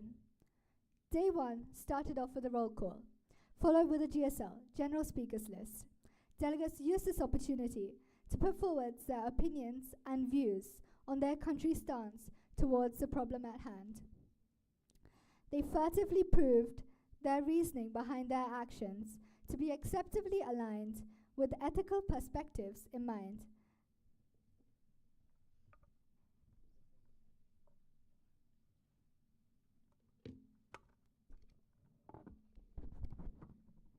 Next, we had an unmoderated caucus, which was raised by the delegates, and they were quick to get on their feet and lobbied around the conference room, conversing intently on their aims towards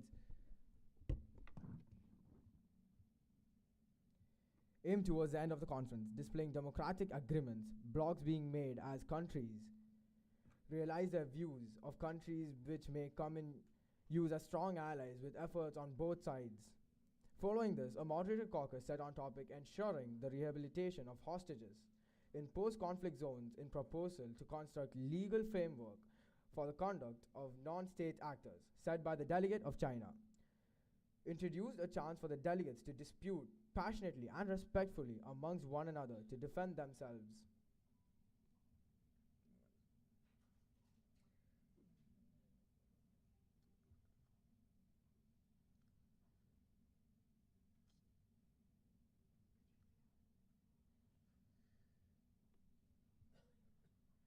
And their allies by the end of the day 1 crisis involving a mass terrorist by the name Big G was brought to the awareness of the delegates, bringing them on a buzzing state of contemplation and on how to resolve this calamity.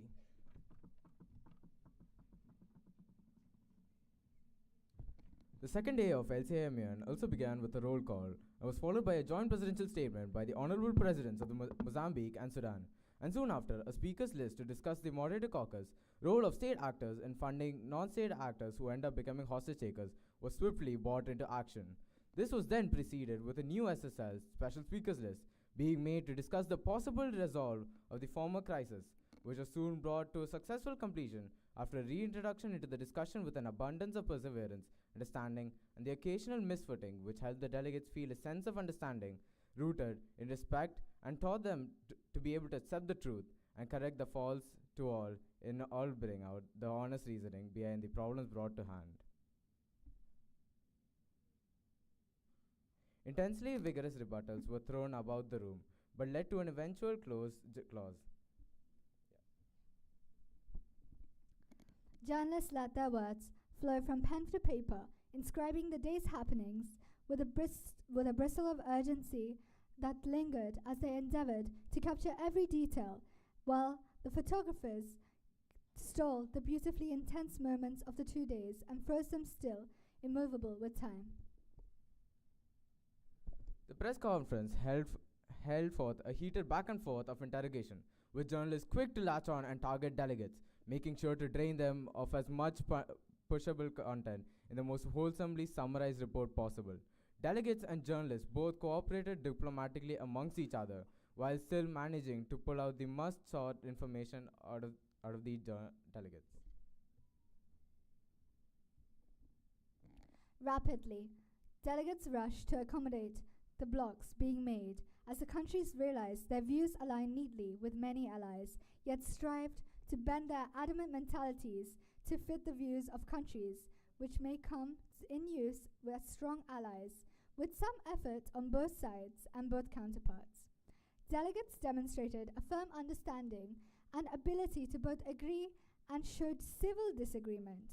However, democracy will always come first in any UNSC conference, and the resolutions drafted out by the three blocks were formed, and only one block could pass their resolution. Errors could not be entertained. The air hung with an unusually loud silence of anticipation. However, the committee came across, finally, to an unsuccessful end, and failed after a voting session had been entertained. None of the blocks had been triumphant or reached their summit of success, as the preponderance of delegates has raised their placards high in disagreement. This led to the committee being sealed to its failure. The committee came to a bittersweet end for many, and others a bittersweet end to many, and for others it was a start that looked ahead to many new future possibilities. The failure of the committee was viewed as a hurdle in the midst of future successes. However, the participation of all our delegates played an integral part to the Ambrosio Concord of success. Thank you to all the delegates, photographers, journalists, organizing committee, and all facilitators, and our heads and chairs, for all the hard work and support you have played to help our MUN become the MUN it is today. Thank you.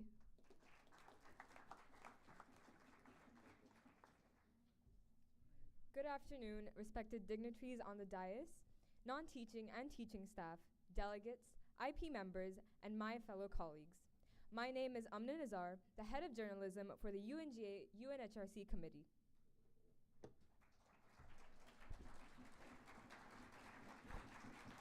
Good afternoon, delegates and dignitaries. I'm the UNGA UNHRC's chair. Good afternoon, everyone. I'm the vice chair of the UNGA UNHRC committee. My name is Adar Krishna. It is our privilege to be presenting the overview of LCI-MUN International Chapter 5 on the UNGA Committee. The agenda for the committee was addressing member state accountability for genocide and ethnic cleansing under international law. Throughout the 2 days of LCI-MUN International, delegates crossed swords and strive for amity between countries, dissecting problematic situations and coming to an effective solution. Alongside were the IP members who ensured that every minute detail was documented, truly reflecting the atmosphere of the committee. The curtains unveiled on day one. Excited delegates suited up and brimmed with weeks of outstanding research, and the committee began with the roll call, followed shortly by the general speaking list, where delegates state their stance on the agenda. Passionate conflicts, along with question and answer sessions between delegates, had already begun to spark, foreshadowing the chaotic fire that was yet to come. Subsequently, the conference neared the moderated caucus, where motions by delegates were raised to the floor, and delegates were back to disputing and rebutting. The topic of the Israel-Palestine conflict was brought to the spotlight, and each delegate enunciated what their country had done to attempt to stop the situation. Shortly after, when the delegates least expected it, a bomb was dropped. The crisis was launched on the floor, twists unfolding as delegates get immersed in a simulation of a real-life issue. The crisis left the delegates with their jaws dropped, quite literally, leaving them in a tangled mess of hurdles that they had to unravel themselves out of. With former allies now against each other, mass deportations that put delegates in distress, a president missing, and foreign policies thrown out of the window, the floor was set ablaze with absolute madness.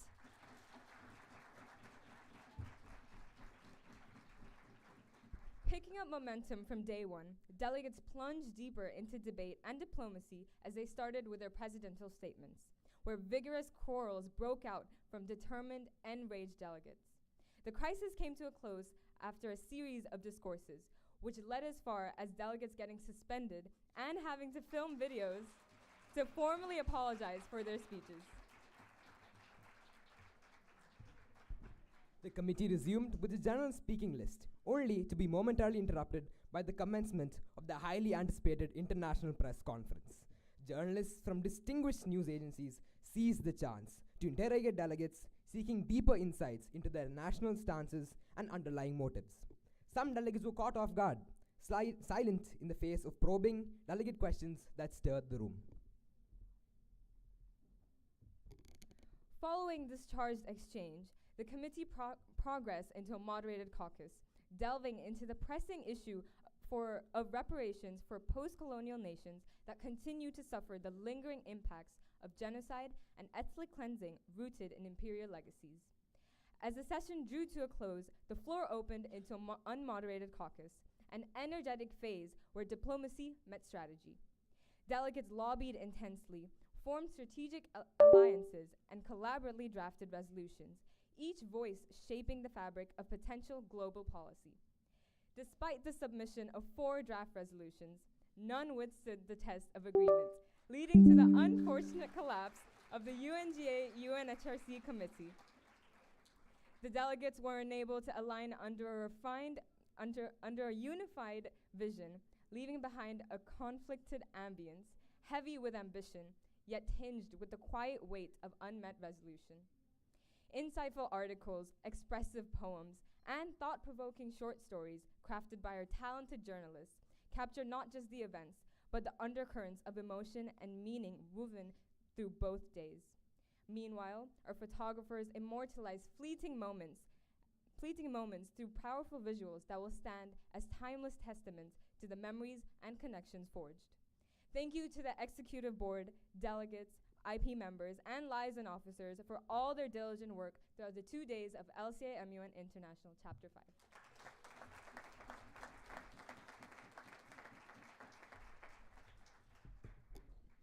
Thank you, team, for the insightful overview, for capturing the essence and highlights of LCIMUN 2025. As we continue, let us now proceed to the segment where we will avouch the vanquisher, where we acknowledge all the student leaders and achievers. Recognition is not merely a gesture. It is a standing ovation to those who shaped this journey with vision, voice, and vitality. I kindly request one student representative of each participating school to come forward in the following order to receive the certificate of appreciation on behalf of their fellow delegates. I also invite Ms. Annie Cherian, Vice Principal LCSR, to kindly come forward and present the certificates of appreciation to these student representatives. First, I call upon Christ Nagar Central School.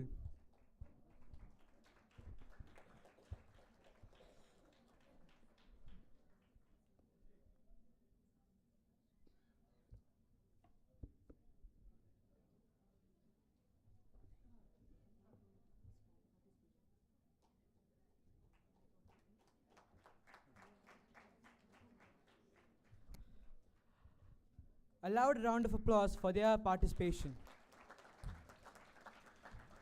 Next, Christ Nagar Higher Secondary School.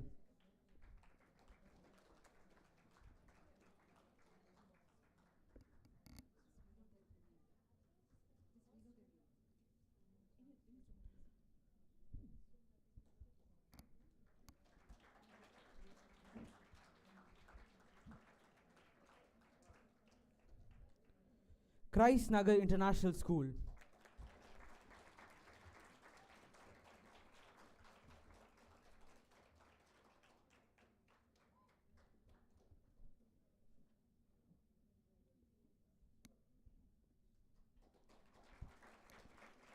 Christ Nagar Public School.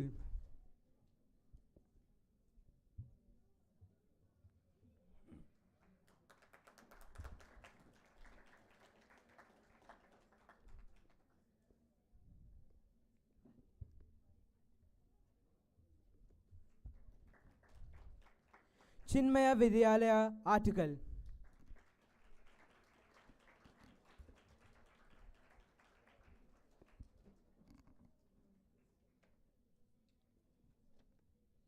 Green Valley International School.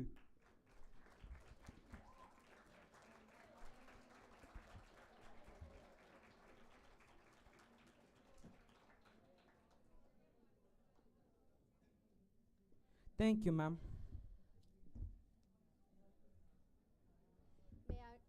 May I now request Ms. Pamela Anna Josh, Vice Principal of LCI, to step forward and present the next set of certificates of appreciation. First, I call upon Lekul Champaka Serene Valley.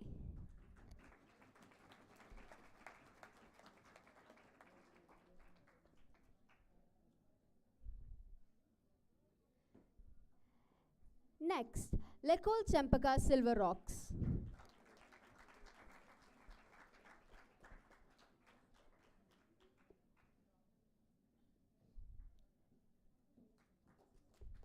Sarvodaya Central Vidyalaya.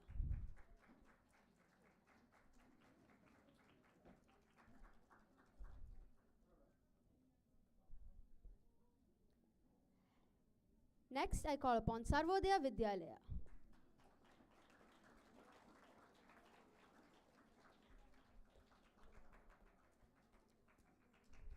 Next, Sri Vivekananda Memorial Public School.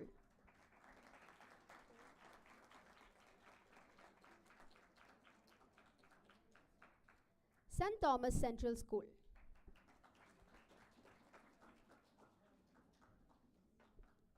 St. Thomas Residential School. The Oxford School.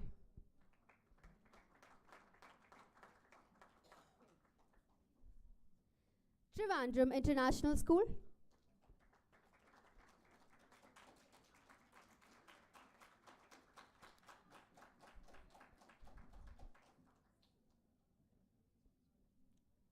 And finally, Vimala Hridaya School, Kollam.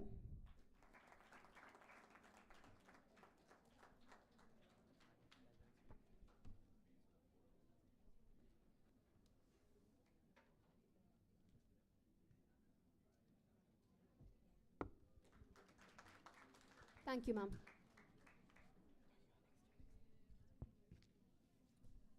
As we celebrate the success of this event, it is only fitting that we take a moment to acknowledge those who supported our executive boards in bringing our vision to life.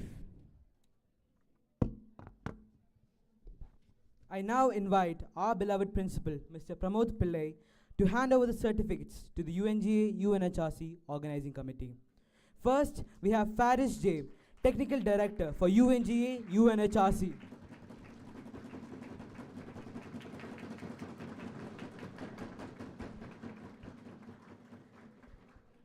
Next, I call upon Marwa Hasina, Head of Hospitality.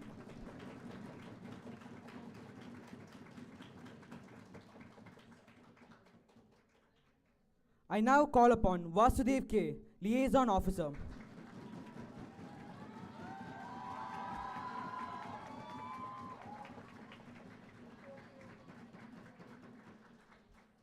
And finally, let's welcome Kirtana A. Krishnan, Liaison Officer.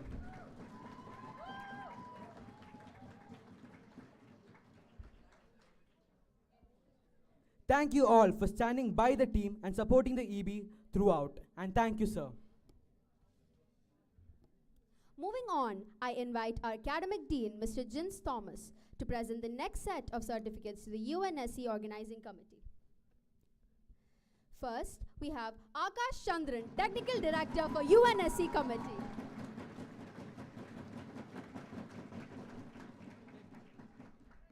Next, I call upon Navaneet Suresh, Liaison Officer.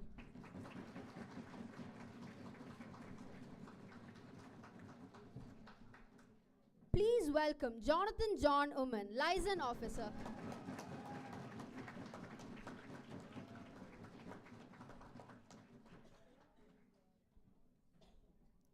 And finally, let's welcome Adi Krishnan, Liaison Officer. Thank you all for being valuable contributors to the success of today's session. And thank you, sir.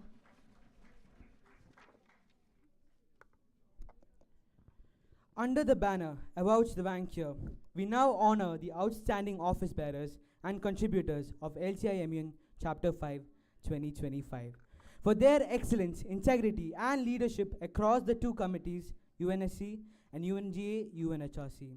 Let us begin with the United Nations Security Council. To give you the first set of accolades, I invite our Secretary, Ms. Shashikala Raj.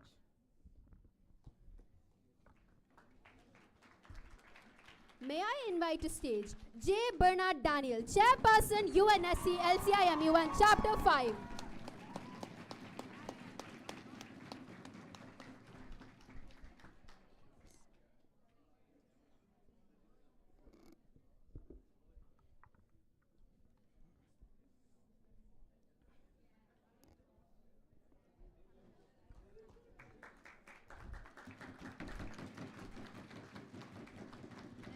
Next, please welcome Zultan Nehan Maulana, Vice Chairperson, UNSC LCIMUN.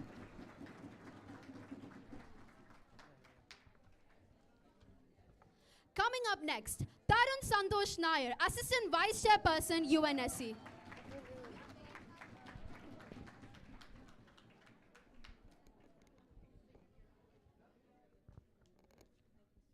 We now call upon Diya Hari, Rapporteur, UNSC.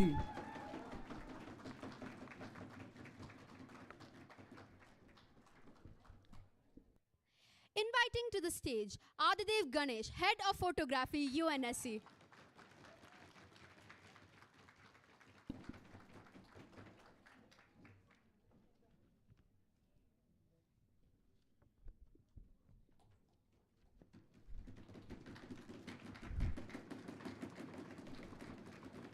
Please welcome Lakshmi Nita Ranjish, Head of Journalism, UNSC.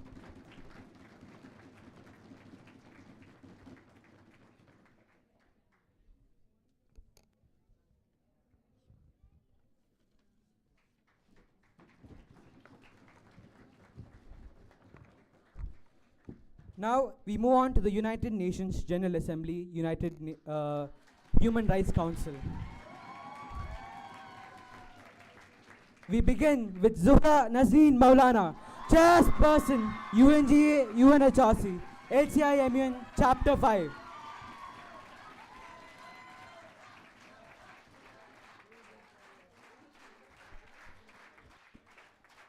Please welcome Adrit Krishnan, Vice Chairperson, UNGA.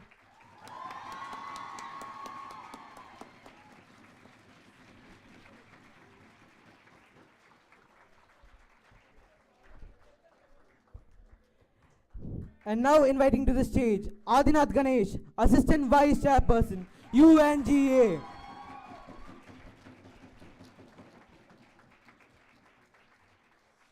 Now, may we invite Zia Sinu, Rapporteur, UNGA.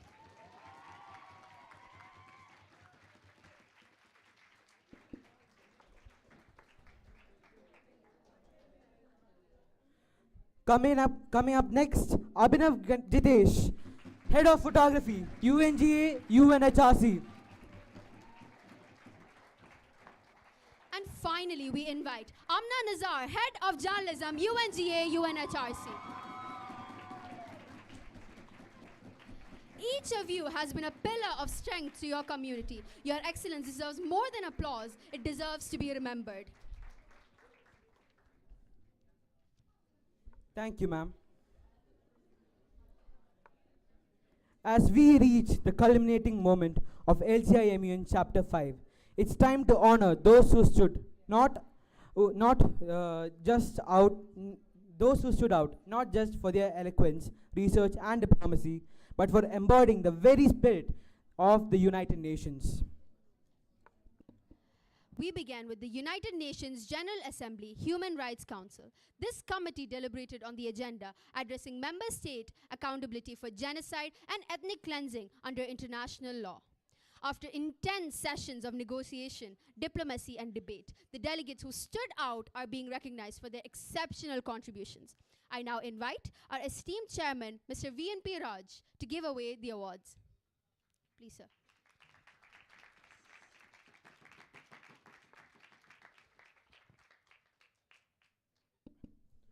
The award for the best delegate, the highest honor in the committee, goes to, any guesses? Ibrahim Anas, Islamic Republic of Pakistan.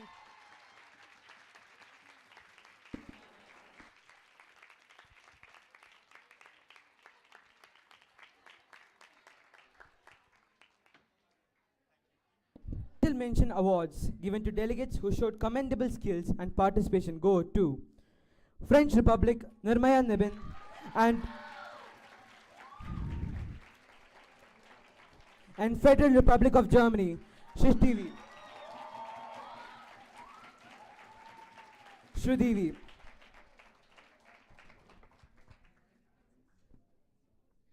We also have honorable mention for those whose performance deserves appreciation and encouragement. I request the delegates to come forward for a photograph with our guest of honor.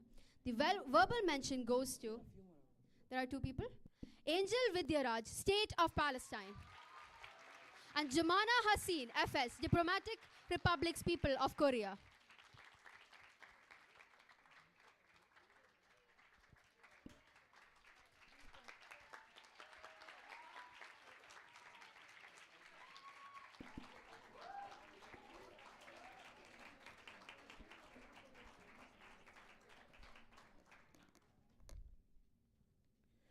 Moving beyond the committee room, we now honor the efforts of those who worked tirelessly behind the scenes to capture, narrate, and document this diplomatic journey.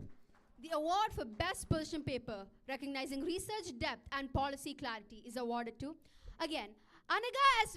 Viswam, Republic of India.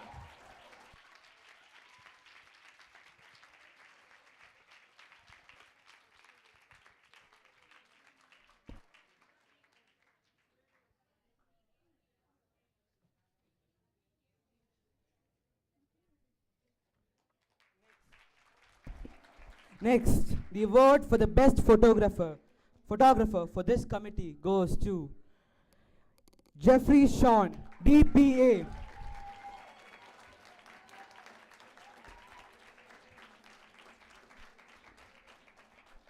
And finally, the best journalist for UNGA UNHRC is Apurva D. Praveen, Reuters.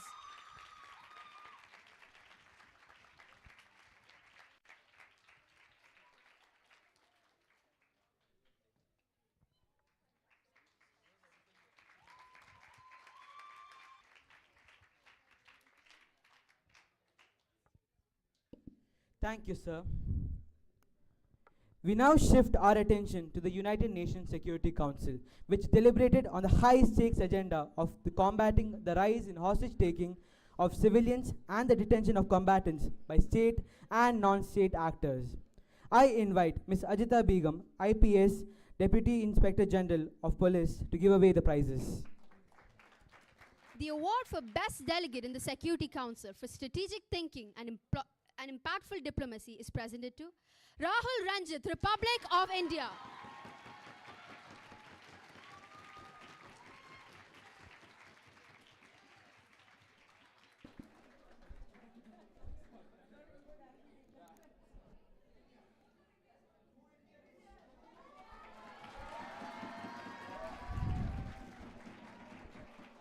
The honorable mention for outstanding contributions in the UNSC goes to Prarthana Balakrishna, Islamic Republic of Pakistan.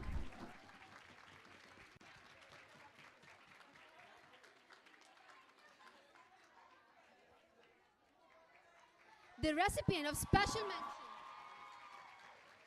The recipient of the special mention in this committee is Diya Sri Kumar, Russian Federation.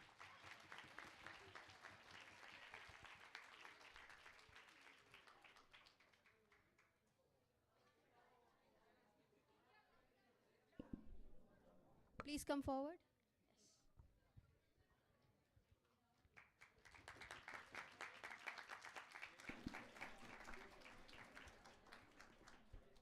The verbal mentions from the UNSC go to two people, Satvik S. Nair and Ash Jensen.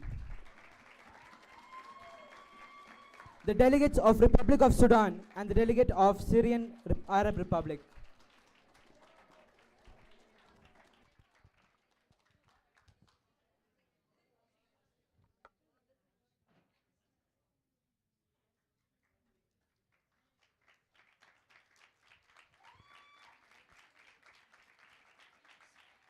Now, for the auxiliary recognitions in UNSC, the award for best position paper in this committee goes to Vaishnav Pradeep, Islamic Emirate of Afghanistan.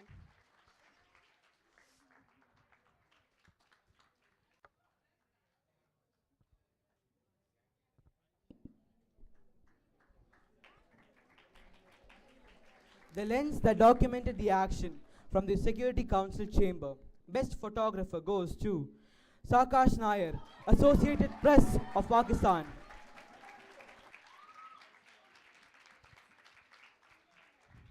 And finally, the storyteller who translated strategy into narrative. The best journalist for UNSC is Abrami AS of BBC.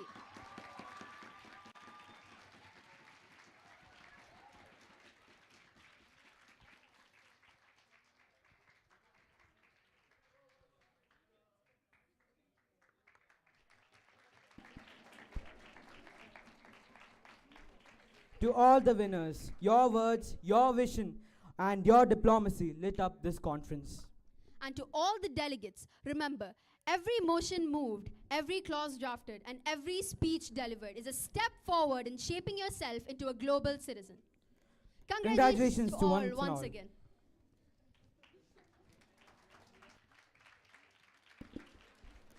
Now, it's with great pleasure that I invite our beloved chairman, Shri VNP Raj, to present a memento to our chief guest, Ms. Ajita Begum, IPS DIG of Police, as a token of our heartfelt gratitude and appreciation. Ma'am, your presence here today has left a lasting impression on all of us, and we are truly honored by your inspiring words and gracious presence. Thank you, ma'am.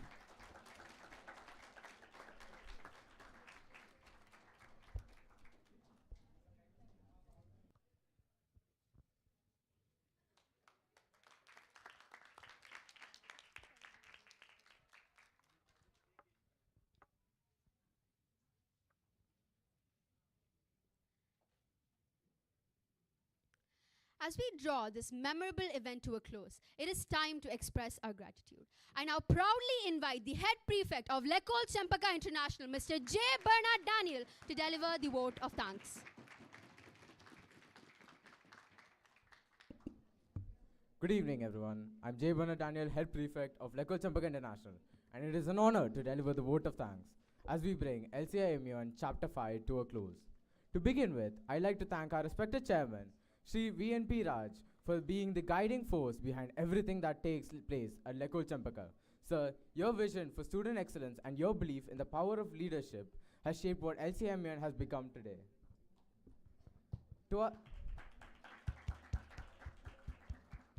our esteemed chief guest, Ms. Ajita Begum, IPS, thank you for taking the time to be here with us and for inspiring us with your presence. Your journey and insights have left a lasting impression on all of us, and we are truly honored by your words. To our secretary, Ms. Shashikala Raj, thank you for your unwavering support, your trust in student initiative, and for always standing behind events like these that help us grow beyond the classroom.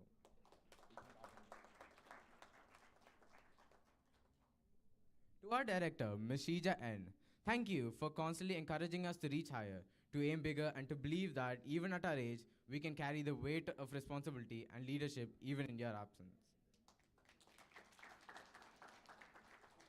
To Mr. Jins Thomas, our academic dean, thank you for providing us with a strong academic foundation, for supporting student-led initiatives with intellectual rigor, and for always ensuring that learning remains at the center of everything we do.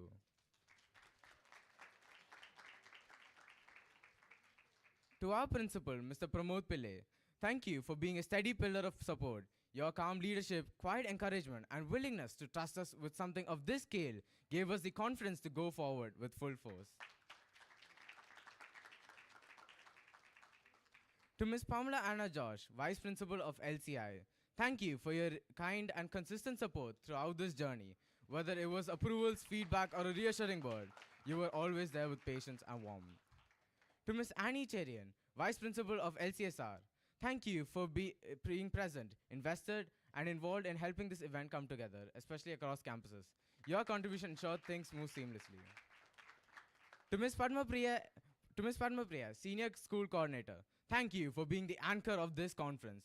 You've been with us from the start through every doubt, every form that needed signing, and every last-minute crisis. You've been our guiding hand and our biggest support. Thank you, ma'am. To Mr. Renish TK, our examination officer, thank you for helping us around academic logistics and for making sure the practical side of this event never clashed with the classroom. Thank you, sir. A special and heartfelt word of thanks goes to Ms. Kavita Vijayan, Ms. Ranjita A. Rajan, and Ms. Parvati Nair, our co-teacher in charges. Your combined dedication, patience, and unwavering support were the foundation on which this conference stood, whether it was managing the logistics, guiding us through planning, or being there. Thank you, ma'am.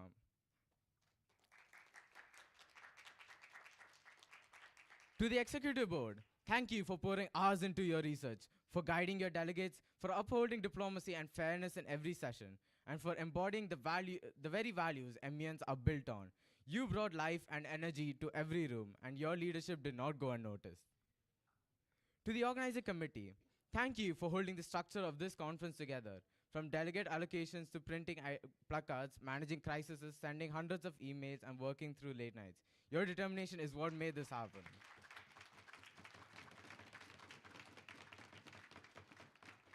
A huge thank you to Zultan Nehan Molana, Abhinav Jitesh, and Adidev Ganesh for producing a trailer that didn't just promote LCMEN, but truly captured its essence.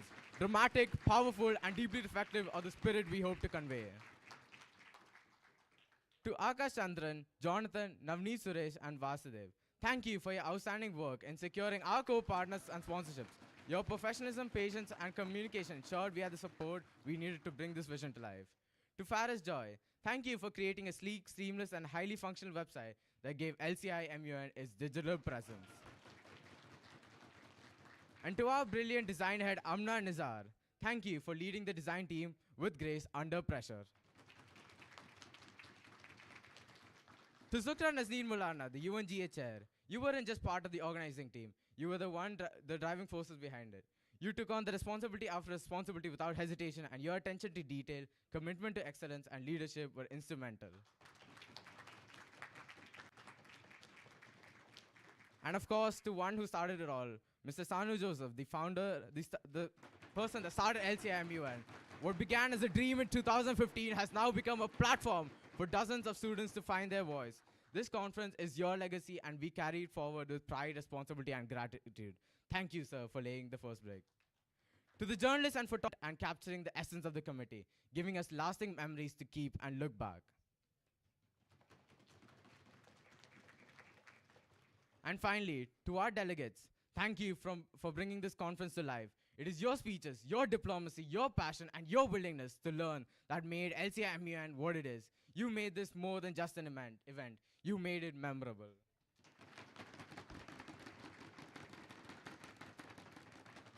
And with that, I would like to close the 5th chapter of Leko Champaka International. Thank you, and see you next year.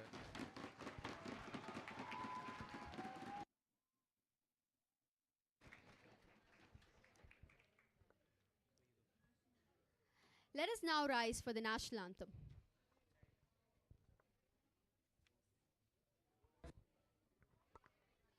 जनगण मन अधिनायक जय हे भारत भाग्य विधाता पंजाब सिंध गुजरात मराठा द्राविड उत्कल वंगा विंध्य हिमाचल यमुना गंगा उच्चल जलधि तरंगा तव शुभ नामे जागे तव शुभ आशीष मांगे गाहे तव जय गाथा जन गण मंगलदायक जय हे भारत भाग्य